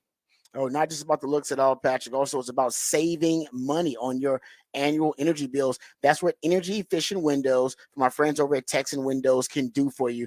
Their energy efficient windows will save you money annually on your energy bills. And think about what you could do with all that extra cash, folks. And that's one of the many advantages of to reach out to our friends over at Texan Windows. There's also the safety advantage you get as well. I have an 8-month on the house, so we're childproof and everything. You need those childproof windows. A lot of times older windows are tough because they're not up to the latest safety protocols. They don't have the latest safety technology. Our friends over at Texan Windows, they do. So not only can you protect your home, but protect the most valuable things within your home, which are your loved ones, and also saving lots of money. Seems like there are no downsides to brand new windows from Texan Windows.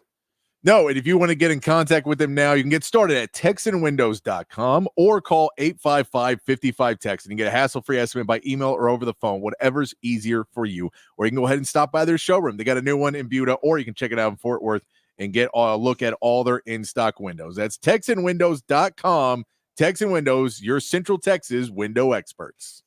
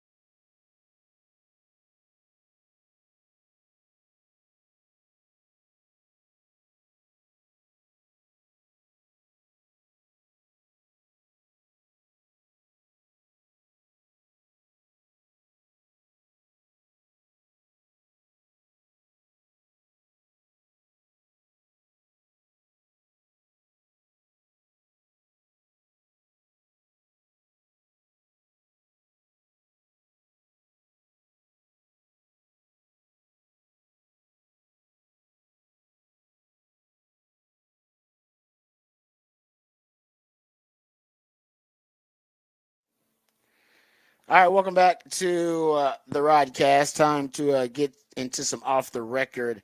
Pat McAfee had to make an apology. Apparently, he was ranting on his show and referred to Caitlin Clark as a white B word in a rant. He was not criticizing her, actually. Listen to the rant. He wasn't criticizing her. He was just saying there's a new kind of brand of basketball player coming to the WNBA.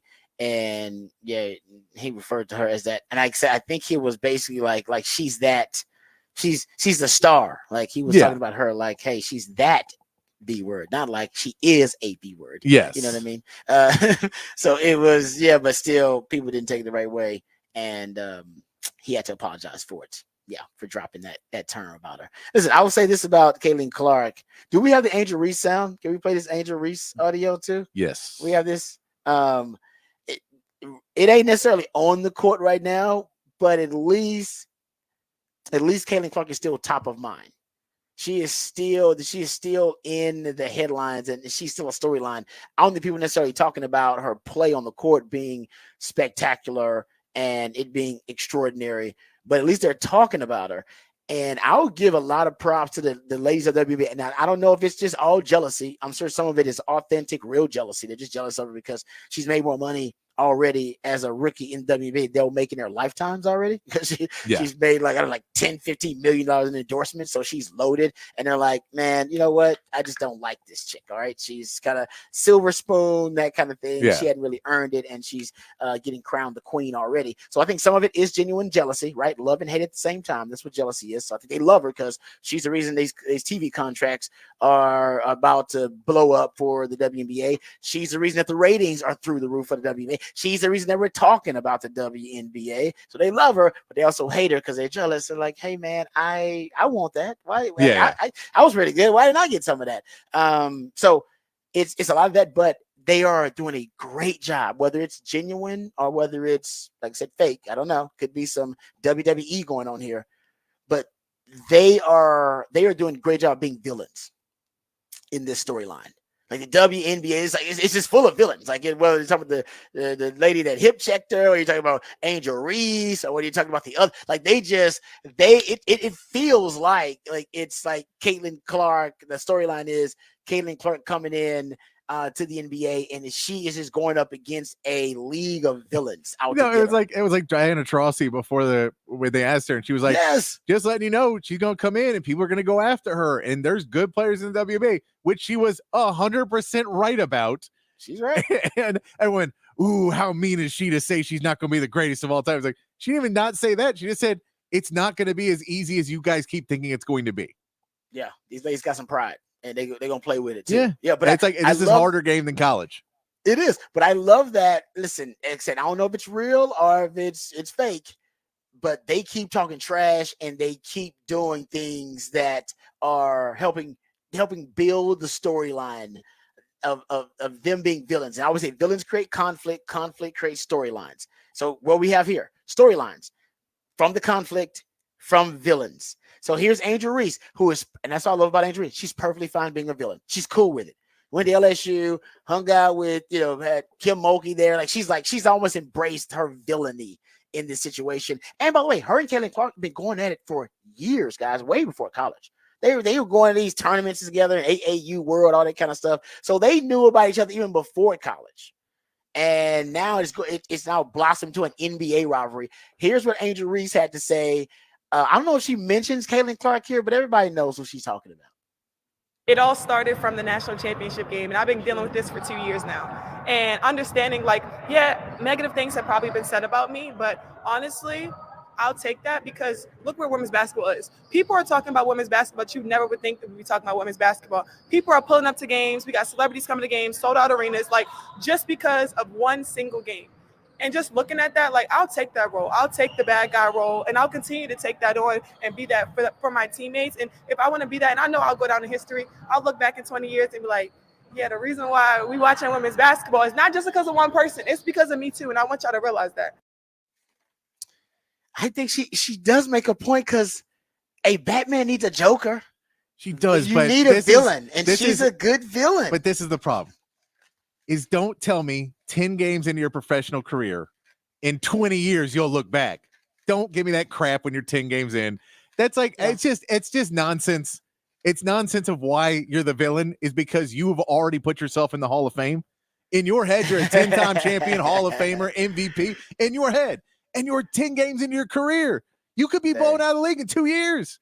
We don't, that's how sports works, man. You could be the best one day and be the worst 2 weeks later. I will say that's how most athletes think, though. I get that, but when she says that, she goes, I don't get why people think I'm, if I'm gonna be the villain, be like, you can't say in 20 years we're gonna look back and go, man, Angel Reese. No, we could. Maybe you'll have a great career and we'll think, oh man, that rivalry was great. Or maybe you'll bust out of the league, or maybe you'll just be an okay player.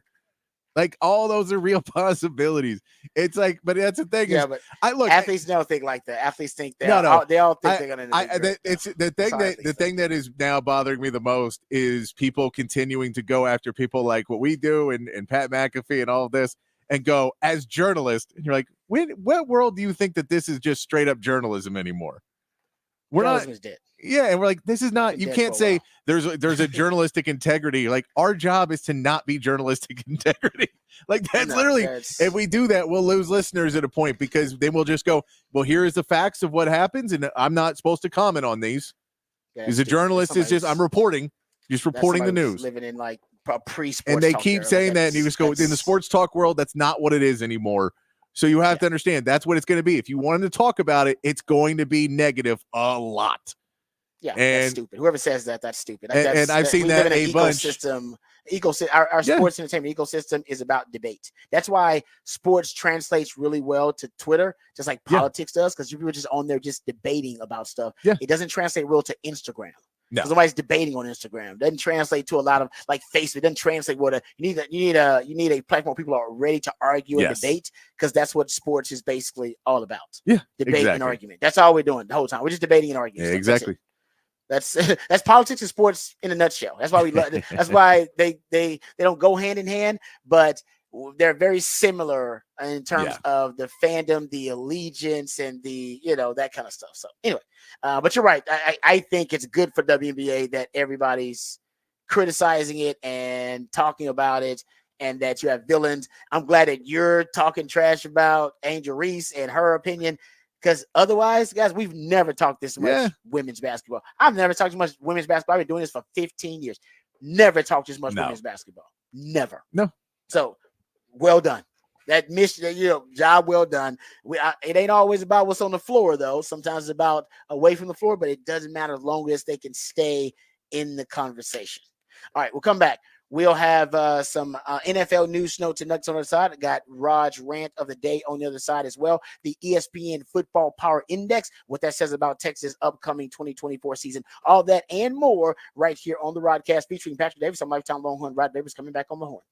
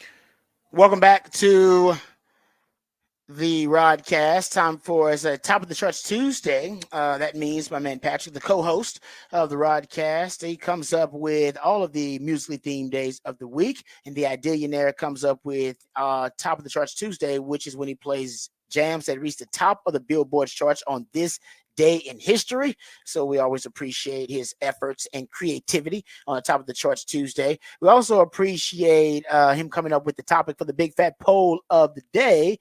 And Patrick, let people know what the topic is for the big fat poll of the day. Topic for the big fat poll of the day, because Texas has added another commit to the 2024 class, another player added to this roster in Jamie Vincent, big man, coming in 6'11", 7'5" wingspan. Asking you, what is your confidence level in the Longhorns basketball roster now? You got one scholarship left. You can go get somebody, but it probably won't be anybody huge.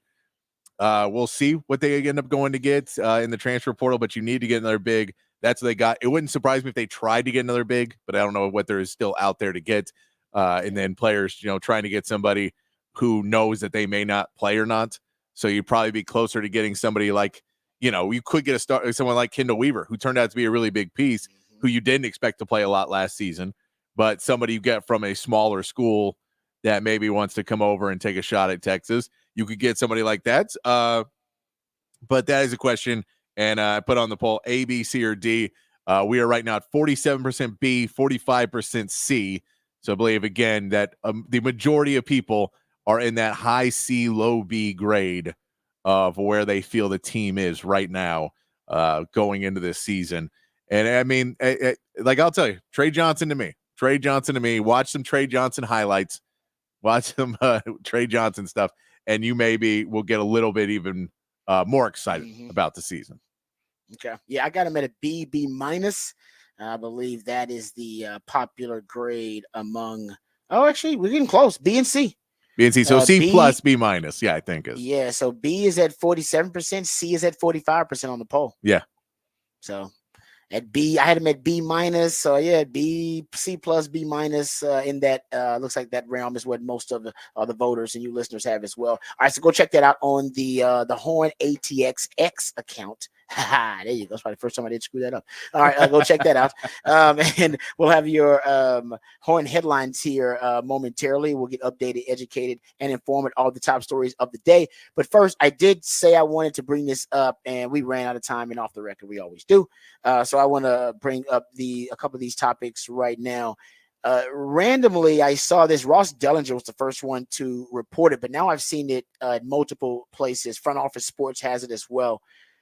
The NCAA schools, basically with the new framework of college sports, a lot of colleges are going to be looking for ways to close that financial gap. You're talking about revenue sharing. So you're talking about trying to find $20 million extra in terms of revenue sharing with the new framework of just college sports overall. And there are now reports that the NCAA is considering a proposal to add sponsors to football fields and jerseys. Like, so you just obviously field sponsorship and jersey sponsorship. They already have like kind of naming rights, I guess, for different parts of different stadiums, but they're talking about now jersey sponsorships too. That is not a part of college football. Man, you're a pro or against jersey sponsorships in college? I don't think it would bother me too much. I don't know if I'd care that much. I don't care about how the jerseys look that often. Yeah, so but some people are very traditional about these jerseys. So I don't like it in the sense that I hate the way they look. They're always ridiculous sponsorships. Like, it's never something that you think. It's always something that it just looks really dumb on it. And so I don't like it, but it is what the world is now. Yeah, so I get it. Yeah. It's not that it's one of those things that bothers me as a person that you just say, I hate that this is what the world is now. But also at the same point, it is what the world is. So I get it. It will not kill me if it happens. I prefer them to not have to, all wear, giant patches of some healthcare company or something, or some insurance brand that just doesn't make sense on a sports jersey. But that's normally what it is. like a bank or something. It would not bother me at all. Like I literally could care less. I don't wear the jerseys. Like it doesn't. But some people I know would be really hurt by this. Like these guys gotta come up with 20-something extra $1 million. No, I get it. That's what I'm saying. I get the reality. My point is I still don't care. Like I don't wear the jerseys. And even as a guy who used to wear the jerseys, it wouldn't bother me. That's what you're being paid for. So if the guys don't like to wear the jerseys, it's like you're being paid not to care. You're being paid good money now not to care about it. Like I don't know. For some reason, nothing bothers me less than advertisers on jerseys. I don't care about it at the pro level or the college level. Like, and by the way, it's not going to bother you at all either. You're going to forget all about it by midseason. You're not going to even see it by midseason. You'll forget all about it. It'll be planted in your subconscious somewhere by midseason. If you're obsessed by that by midseason, then your team must really suck. Either your team really sucks, or there's not enough happening during your football season to care about it. So honestly, I think they should do it. Do it. I don't care. It doesn't matter to me at all. But it's one of those things where the bigger the school, though, the bigger the sponsorship's going to be. These are not going to be local. I mean, if you get these national corporations, they're going to want to have the team that plays on the biggest stages with the biggest brands, plays in the biggest games. So I think people kind of think that, oh man, maybe it'll be like really a local thing where the local, exactly. It'll just be a and the thing that kills you is that it's stuff that you don't even know exists. And even though they put their logo on it, you still don't know what it is. And you have no care. So it doesn't actually do its job at all. Yet somehow people will get billions of dollars to do it. I believe that the Spurs have a logo that their sponsor is Self. I have no clue what it is. I haven't Googled it? No, because I don't care. Refusing to get them the advertising dollars. I don't care who you are. It's a weird thing on the jerseys. I believe that's what it is. I think it was at some point, but that's like, I get it. And that's what I'm saying is I don't like it at all, but I get it. So if someone wants to spend all that money to promote, like, if they want to have, it's like the Germania Music Amphitheater now. And you're just like, it just sounds awful. Self-financial is what the Spurs. I don't know if they still had that. That was the past. It was self-financial. Yeah. So it said Self on their jerseys. A credit building financial technology company based in Austin, Texas. It was an Austin company too. I don't bother you. I just don't. I'm just like, hey, it is whatever. But that's why the companies do it, because they're like, nobody knows who we are, and we want to be a publicly traded company at one point among the Fortune 500 companies potentially, and nobody knows who the hell we are. So we're making a lot of money, but let's spend money now so that we can market our brand, and people will actually go, oh, I know this company. And then when we become a publicly traded company, then people will want to invest in us and that kind of stuff. So I think that's kind of why they do it. But you're right. Most people will Google it. Patrick refuses out of principle to Google it. At least most people will at least Google it and go, oh, now I know what it is. Hell no, not even for my favorite team. My intellectual curiosity does not get me to brand sponsorship on some of this stuff.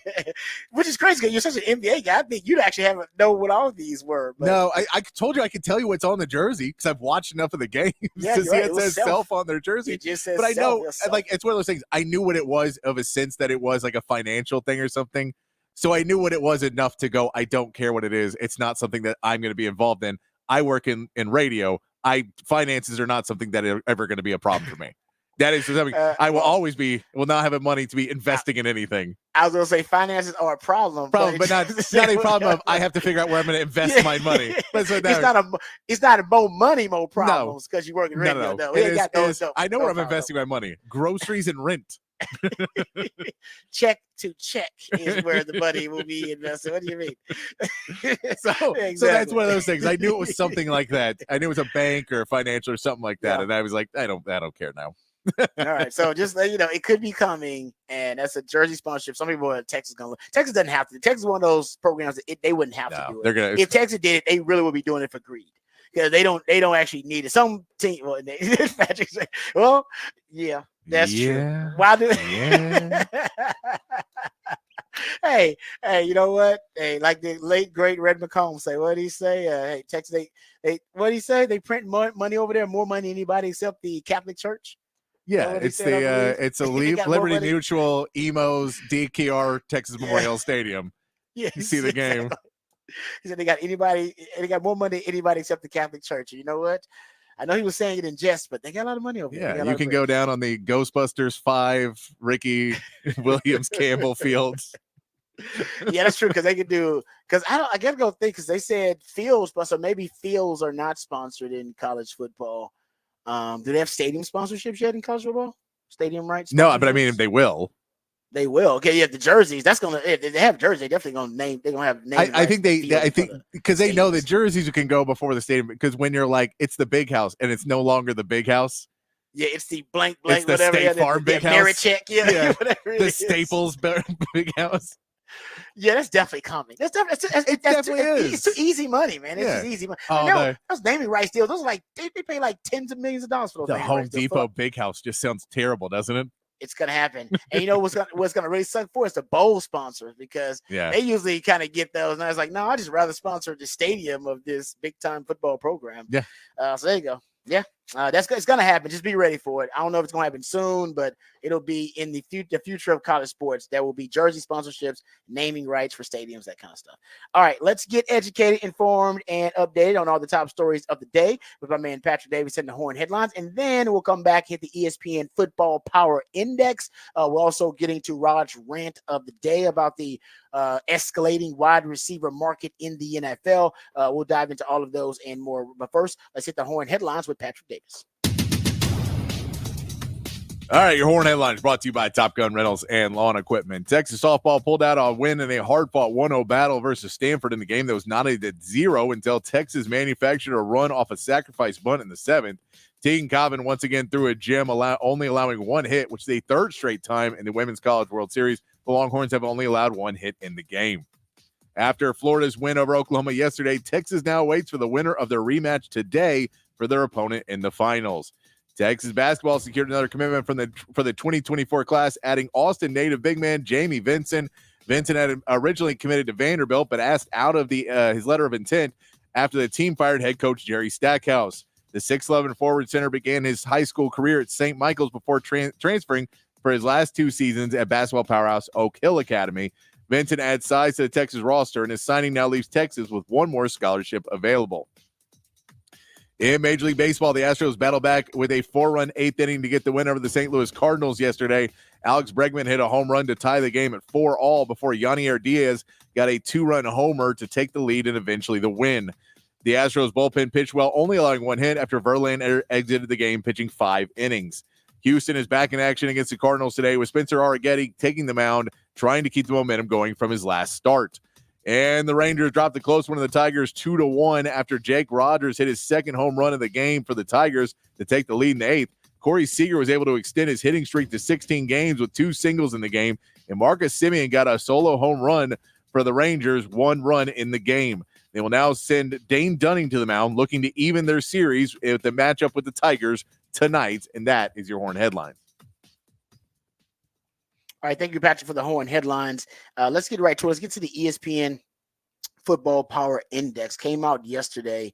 The description of the Football Power Index, it's essentially a cumulative algorithmic ranking that ESPN uses. It's a power rating that tracks each team's strength relative to an average FBS squad.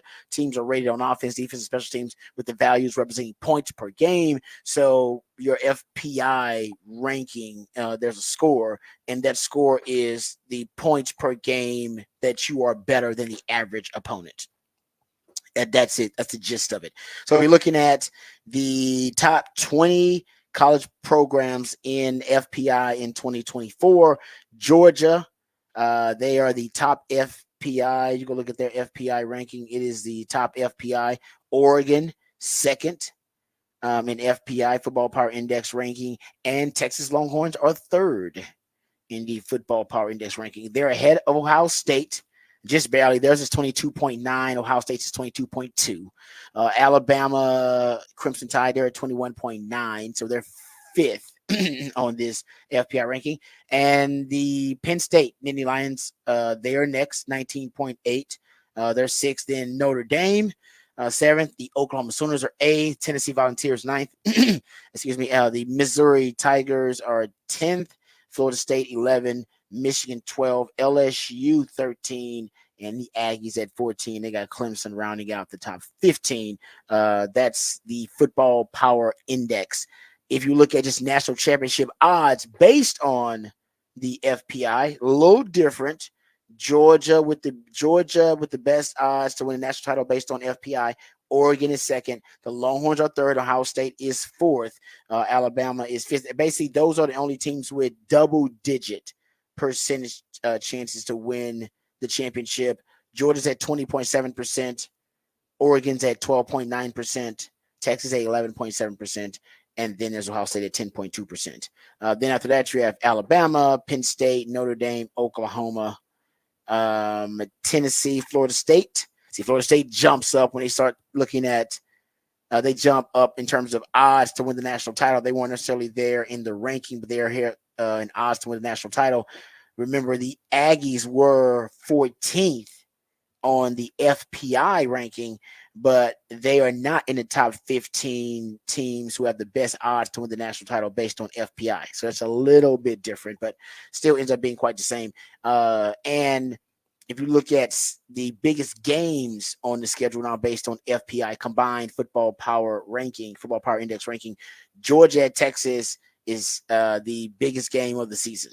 It says Georgia at Alabama is second. Ohio State at Oregon, third biggest game. Ohio State at Penn State is fourth. And Texas at Oklahoma, fifth on this list. So Texas in two of the top 5 biggest games of the year based on the football power index on ESPN's ranking. So there you go. That's if you look at hardest schedules in college football based on the FPI, Florida number 1. Texas at 10 on this list, but it's Florida number 1, Mississippi State, Georgia, Kentucky, Auburn, Bama, Oklahoma, Tennessee, just basically in the SEC. There's one, there's Georgia Tech is in there, so they're 9th, but that's the first, it's the first non-SEC team in the top 10 of hardest schedules, toughest schedules based on the football power index. A&M is 20th on this list. And like I said, Oklahoma is 7th. We went through that. If you go look at best chance to go undefeated in the regular season based on FPI, Notre Dame with the best chance to go undefeated, 15.8%. Then Oregon at 15.7%. Then Georgia 10.8%. They got Texas chance to go undefeated based on the FPI at 6.8%. Odds of securing the first round bye in the playoff based on FPI, Oregon number 1. Georgia 2, Ohio State 3rd, and Texas 4th. So they got Texas with a pretty good chance of securing a bye in the first round too. So that's your football power index, courtesy of the folks over at ESPN. Either way, Longhorns ranked 3rd in that ranking. So either way, high expectations for the Longhorns. Whether you're looking at SP Plus, which is another one of those kind of advanced cumulative stats. Longhorns were 4th in SP Plus. Georgia was 1st. Remember that. Remember the Aggies were 13th. They're 14th in FPI. The FPI and SP Plus like the Aggies. And the Aggies got the same amount of 5 stars on their roster right now as Texas does. They got 8. Each got at 8. That's according to Pro Football Focus. They got Oklahoma at 7 in the 8 in the FPI. And they got them at, I think, 13th in the SP Plus overall. So it seems like the stats, the analytics, like our rivals, Texas rivals, Oklahoma and Texas A&M, a little bit more than the fans actually do. But speaking of the Aggies, can we pull this audio up real quick, Patrick, since we're talking about the Aggies? It's on the Paul Feinbaum Show. And we'll get to Rod's rant here in just a second. But it's very rare that you can put Paul Feinbaum into a situation where he's at a loss for words, where he is speechless. Yeah, one of the cardinal rules of any talking format at all is say no dead air. You want to just keep talking so you're going to keep people interested. Listen to how long the dead air pauses when this guest, SEC Mike is his name, or that's what he goes by, makes his prediction about Texas and Texas A&M on the Paul Feinbaum Show. I think Texas A&M finishes better than Texas this year in the SEC.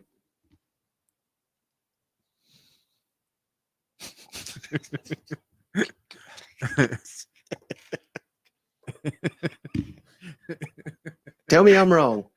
I just have to hear that one more time.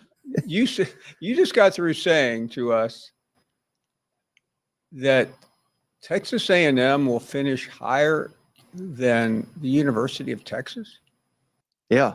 Give me both around probably 9-3, 10-2 type, but I think it's the difference going to be in College Station late in the season, last game of the regular season, the game that that state's been waiting over a decade plus for. The fact it's in College Station, I like the edge. Texas A&M. I think Texas is severely overrated because of what they did in the Big 12 last year.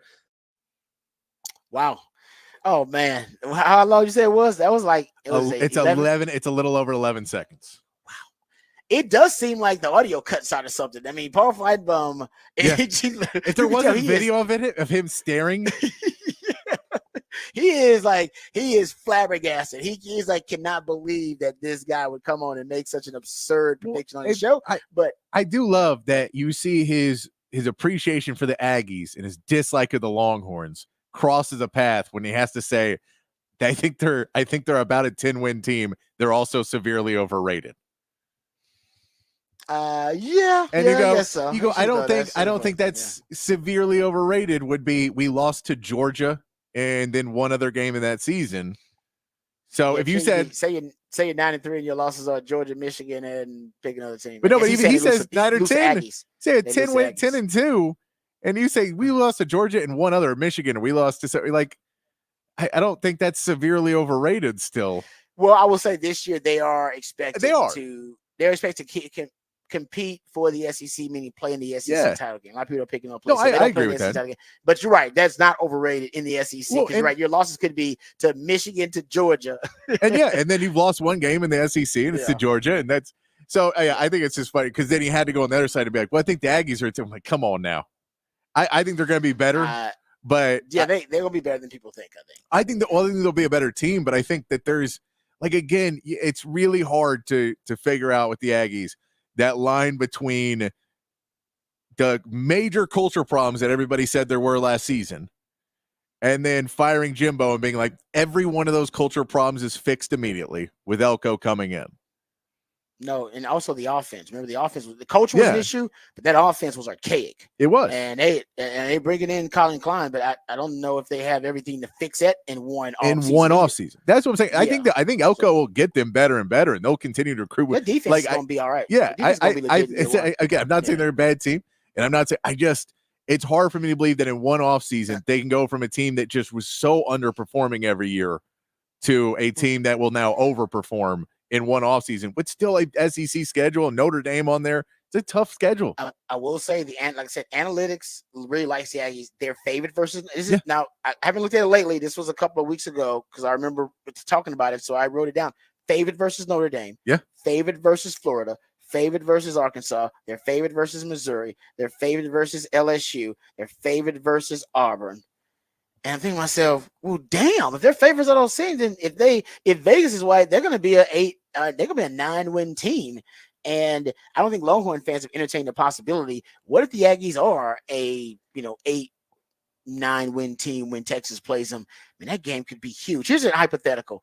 Let's say Texas loses one conference game next year. So your hopes of making it to the SEC title game still alive. And your hopes of playing in the college football playoff to win national title still alive. But your one loss is to a rival. Which one does the least damage to you? You got to lose to one rival next year. That's going to be your only loss in SEC but that the answer is easy. Who is it? It's OU because it's earlier in the season. It is early in the season, but it's only going to be one. It's not going to see that doesn't hurt you anymore because you go into the SEC title game, so you can go. You still get the bye. You can still get the bye, and you can still get the playoff. So that late in the season losing that's kind of old school logic. Like it doesn't really matter as much as it used to. Yeah, it'll hurt you a little bit. You're still gonna make the playoff. Yeah, and you're still gonna be in the SEC title game. You still got a way to bump yourself up. So it doesn't matter as much. Which one does the least amount of damage? To me, it would be. I'm with you. I think this year I don't want to lose to A&M in the first year. No, and not if we were undefeated up into it. Yeah, they're gonna rush the field on you. I don't want that to happen in Elko's first year. I hate to say it. If I had to choose one, I'd choose to lose to the Sooners this year rather than the Aggies. Yeah, because if you say Arkansas, you throw that one in there. Arkansas is not supposed to be that good, so that loss is worse. That'd be disastrous too because you lose to a bad team. At least the Aggies aren't supposed to be a bad team. Yeah, and Oklahoma's not supposed to be bad. They're not supposed to be great. But yeah, that for me it makes it easy. I don't want to lose to any of them. I don't want to lose any. I'm with you. I don't lose any of them. But if you had to choose a rival to lose to this year, that would be the one. I'd rather lose to the Sooners than the that game this year feels bigger than the Texas AU game. Just this year. Not every year, and if not next year, and not the year before, but this year, that game feels bigger. Yeah, it is, and it's going to depend if this guy's right, and they're both 10-win teams, then that game's huge. Huge. God, Matt, it'll be the biggest game in Texas A&M history. So it'll be the biggest game in history. Yeah. So that the game's going to be big, even if both teams underperform, but it wouldn't be as big. It would diminish it quite a bit. But if one team's doing well and the other one's not, it'll be diminished a bit, but it'll still be big. But if they are both doing well, if they're both in a postseason picture. Yeah, it's crazy. Like SEC title appearance, something like that on the line. Yeah. Keep in mind, Texas and Texas A&M have only had double-digit win seasons once in the 100+ year history of the rivalry. Just doesn't happen very often where both of them are good in the same year. So that would be something that's rare and unprecedented. All right, let's push Raj rant to next segment. We'll do that. We'll be talking about the wide receiver market in the NFL. I think there's a theory that people are not thinking about enough, which is affecting the wide receiver market at the highest levels. That you're starting to see it at the lowest levels, but it's starting to affect the wide receiver position at the highest levels. And we'll also speaking of wide receiver position, we'll play some sound from Pat McAfee and Anthony Richardson talking about A.D. Mitchell, and we'll hear from Bijan Robinson, who gives you a little sneak peek about how the newest offensive coordinator for the Falcons is going to utilize and weaponize his skill set. We'll talk about that and more on the other side right here on the Rodcast, featuring Patrick Davis. I'm Lifetime Longhorn. Rod Davis coming back on the horn.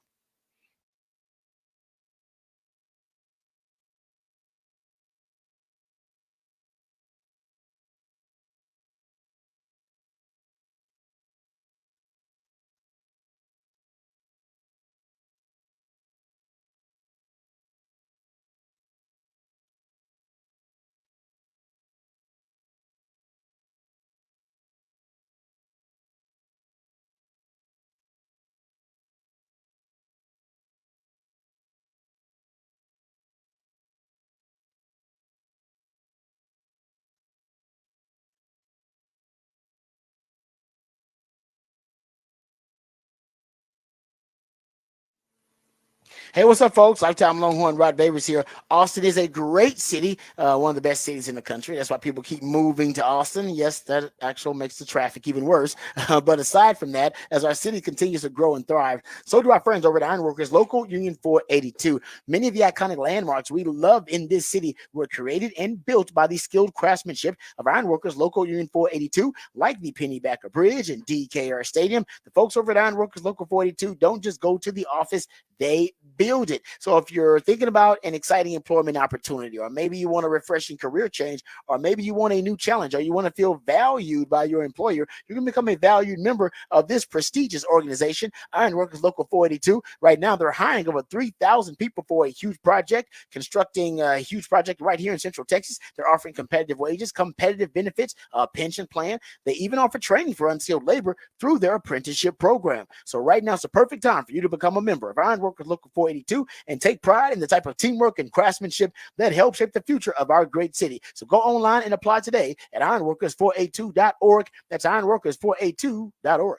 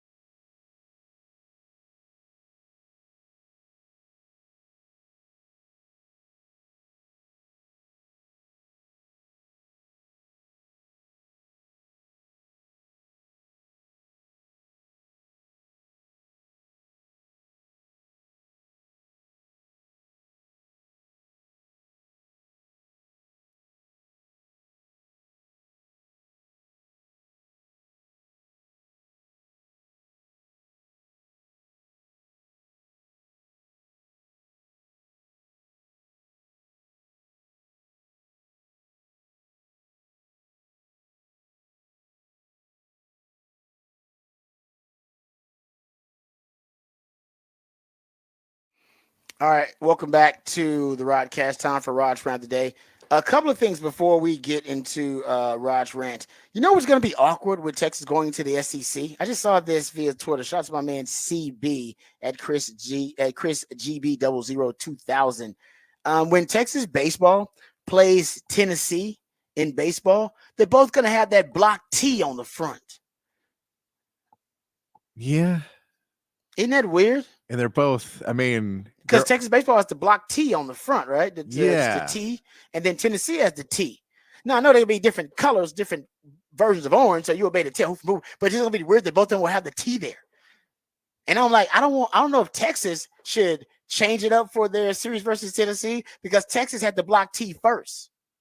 It was our block T first. Texas was using that thing back in the 20s. If I'm looking at, they have some other ones with the UT on it. No. Yeah. On baseball? On baseball, yeah.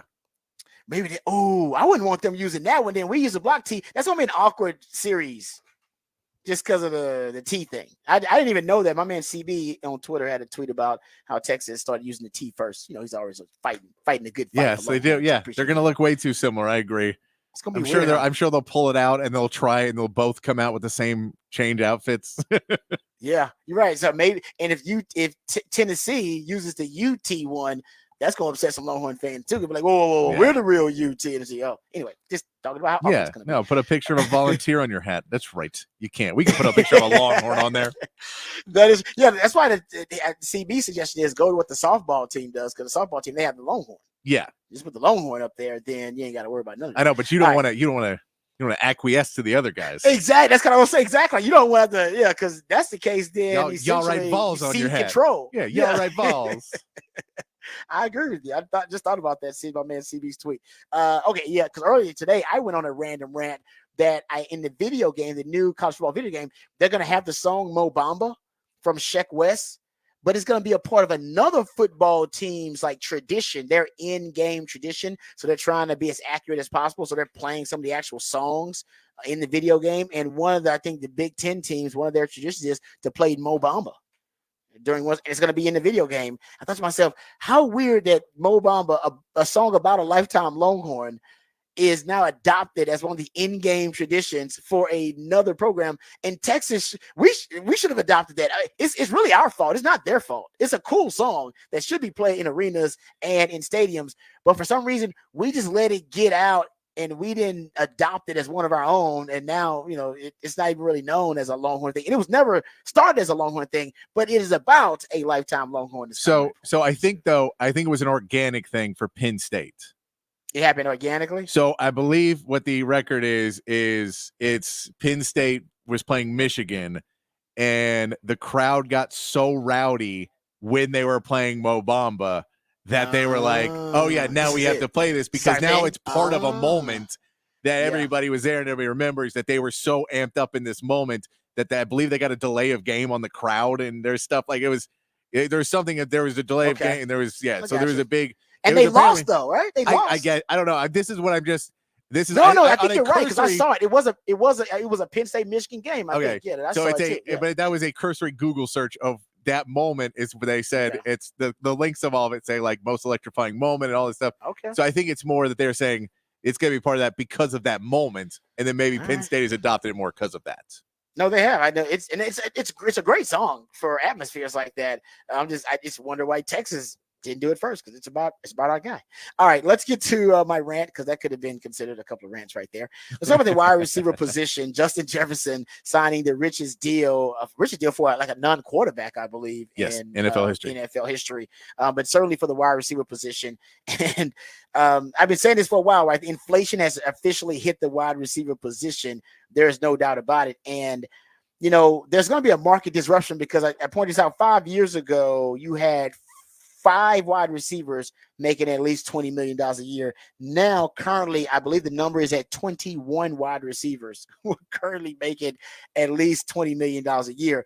And CeeDee Lamb's got to get paid, and Jamar Chase and Brandon Ayuk's about to get paid. And usually, when you see a ballooning value in a certain position like that, like quarterback or like D tackle, it's because of the rarity of the position. It's just rare to be able to find a good quarterback. It's rare to find a human being who is big enough to play in the interior D line and also athletic enough to be a run stuffer and a pass rusher.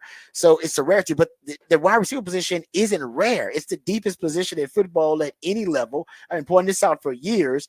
And if you go look at, the recent drafts of the wide receiver position, essentially it reflects how deep the position is. And it doesn't matter. It's still gaining value and considered a premium position. In 2022, you had 13 receivers drafted in the first 2 rounds. In 2023 was 8. In 2024, 11 were drafted in the first 2 rounds. If you go look at the average, I went and looked at the average amount of wide receivers taken in the first 2 rounds since 2012. And from 2012 to 2018, it was 8 on average wide receivers taken in the first 2 rounds. And from 2019 to 2023, that number has jumped to over 10 on average taken in the first 2 rounds. So not only are they taking them earlier because they're taking them at a premium position earlier in the draft, but they're also producing earlier. Look at wide receivers with 100-plus targets. In 2023, there were 3. As well in 2022, there were 3. 2021, there were 4. In 2020, there were 5. You're talking about 15 wide receivers in the last 4 years who are rookie wide receivers who have had 100-plus targets. In the 3 years prior to that, from 2017 to 2019, there was only 1. Only 1. You look at wide receivers with 900 receiving yards or more since 2019. From 2019 to 2020 to 2023, you've had an average of over 3.2 per year. In the 7 years prior to 2019, you were at 1.2 wide receivers, rookie wide receivers, who were able to get at least 900 yards in their rookie campaign. So drafting them higher, drafting more of them, they're producing earlier in their careers, and we're paying them more money. So at one point, something's got to disrupt this market. The Green Bay Packers, along with the Kansas City Chiefs and the Tennessee Titans, they decided to trade their elite number 1 wide receiver, Tyreek Hill, Devontae Adams, AJ Brown, and reset their market at wide receiver. So that's the exception right now and not the rule. Most teams are deciding, no, we're going to pay our number 1 guy. We're not going to trade them for draft capital. I think at one point, something's got to give. Maybe you'll see half the teams deciding to, reset the market. But here's the interesting thing that nobody's really talking about that I think is really affecting the wide receiver market. And I saw, it's crazy. It's how I know our phones are listening to us, guys. Our phones are listening to us, and I can prove it. And you can prove it too. How many times you and your friends are talking about something, you and your wife talking about something, and it just comes up on your damn timeline. You're like, what the hell? And it's just, they're listening. So I was talking earlier today about this exact same theory. And then a Bucky Brooks tweet comes up on my timeline about the exact topic. And Patrick and everybody else who heard the earlier rant, you'll think this is as eerie as me, but here is the tweet from Bucky Brooks, and this was from yesterday. And it came across my timeline. And I've said this on the show too, by the way, that more and more great athletes at the lower level, high school level, middle school level, and then eventually at the college level, they are deciding to play offense because offense is just sexier. I give the example all the time of Nick Saban telling Trevon Diggs, who's an all-pro cornerback at the NFL level, that, hey, man, I'm going to switch you to defense because he came in playing everything. Came in playing offense. He was a return guy, playing safety. And Nick Saban, the GOAT, greatest college football coach of all time, and one of the greatest defensive minds in the history of football, says, I think you're going to be a really good defensive back in the NFL. And Trevon Diggs cried because he didn't want to play defense. Cried in front of Nick Saban, and cried because he didn't want to play defense. Nick Saban was like, okay, now wipe your damn tears. You're still playing defense. I don't give a damn if you don't cry or not. You're playing defense. All right. We saw here in Texas. Remember JT Sanders comes in, 5-star athlete. Remember they say he can play edge. He's an NFL edge, or he can go play NFL tight end. What do you want to play? Tight end. Yeah. What is Sark going to play? Tight end. Guys, I've talked to high school coaches. I've talked to footwork coaches and specialists, individual coaches, and they all say, if I can get half of these athletes who are playing offense to want to play defense, they get drafted 2 rounds higher on defense than they would on offense. But they all want to play offense. JT Sanders wants to play offense. Trevon Diggs wants to play offense. And so you're dealing with that because we live in a fantasy football world. And that theory that I've thrown out there too, it's affecting, I think, the wide receiver position at the highest level in the NFL. Because at the highest level in the NFL now, there's a divide between the best wide receivers and how deep that position is and defensive back. And you guys have heard me say it plenty of times. I think wide receiver is the deepest position in football at any level. So here's what Bucky Brooks tweeted out. The substantial gap between wide receiver money and DB money is the byproduct of high school coaches putting their best athletes on the offensive side of the ball as the game shifted towards the spread offense at the lower levels. Coaches put their best players on offense at wide receiver with the leftovers playing defense. You've seen a growing talent disparity between wide receivers and DBs. Check the combine results. With the money reflecting how teams value each position, the gap will get wider with A-plus players opting for offense over defense at the lower levels in hopes of chasing a bigger bag. Think about what you've seen at quarterback. How dynamic and athletic are the quarterbacks now? With your Anthony Richardsons of the world playing quarterback and Lamar Jackson playing quarterback. Quarterback position has never, Kyler Murray, it's never been this athletic, ever. But it's because the best athletes on teams now, they want to play quarterback, and they're given that opportunity to play quarterback now. So, Patrick, just like Bucky Brooks said, it's only going to continue to widen this disparity between offense and defense because the kids want to play offense, man. They do. No, it is. And it's, it's you put your when the people are young, they put their best players and the best potential in the positions they need them to be the most. And if you're the NFL, you have to continue to find ways to fight against this and find ways to progress. And, you may see eventually the rules start to change back the other way. Like we know at the NBA's example you can use if we saw that the NBA kept going more and more offensive friendly in the rules. And more offensive friendly the way they were calling games. And then halfway through this season, they pushed back a little bit. They finally shifted back a little bit that you might see it get a little bit, if the NFL continues down this path and it just gets to, well, no, I mean, they're just scoring nonstop now. And this isn't entertaining anymore because it's just big throws now and they don't mean anything. Because once you have too much of it, it doesn't mean anything. That was why the NBA changed. Because they had two guys that score 70-point games. And they realized if everybody can score 70, it doesn't mean anything anymore. And now that ruins those moments. So we need to keep those moments alive. So it'll be interesting to see if the NFL tries to find a way to combat it by starting to change the rules a little bit.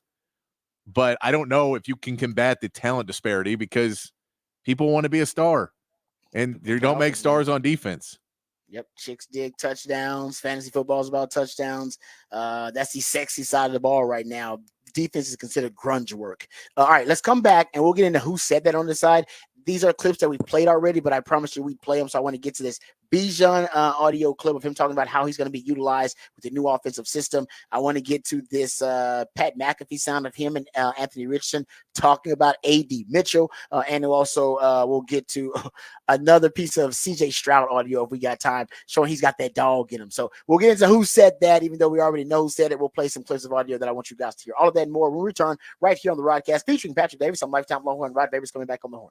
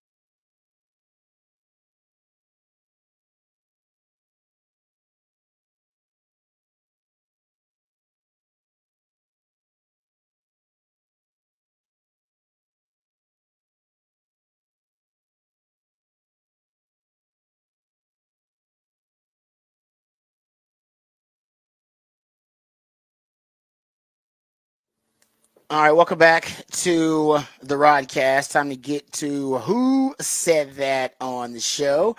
All right, a couple of clips here I want to get to. I promise to get to these. I think we got enough time to get to all of them. So Pat McAfee had Anthony Richardson, the coach quarterback, on there, and they were talking about the upcoming season, the expectations, and then they veered off into a conversation about the lifetime Longhorn A.D. Mitchell. Here is Pat McAfee and Anthony Richardson.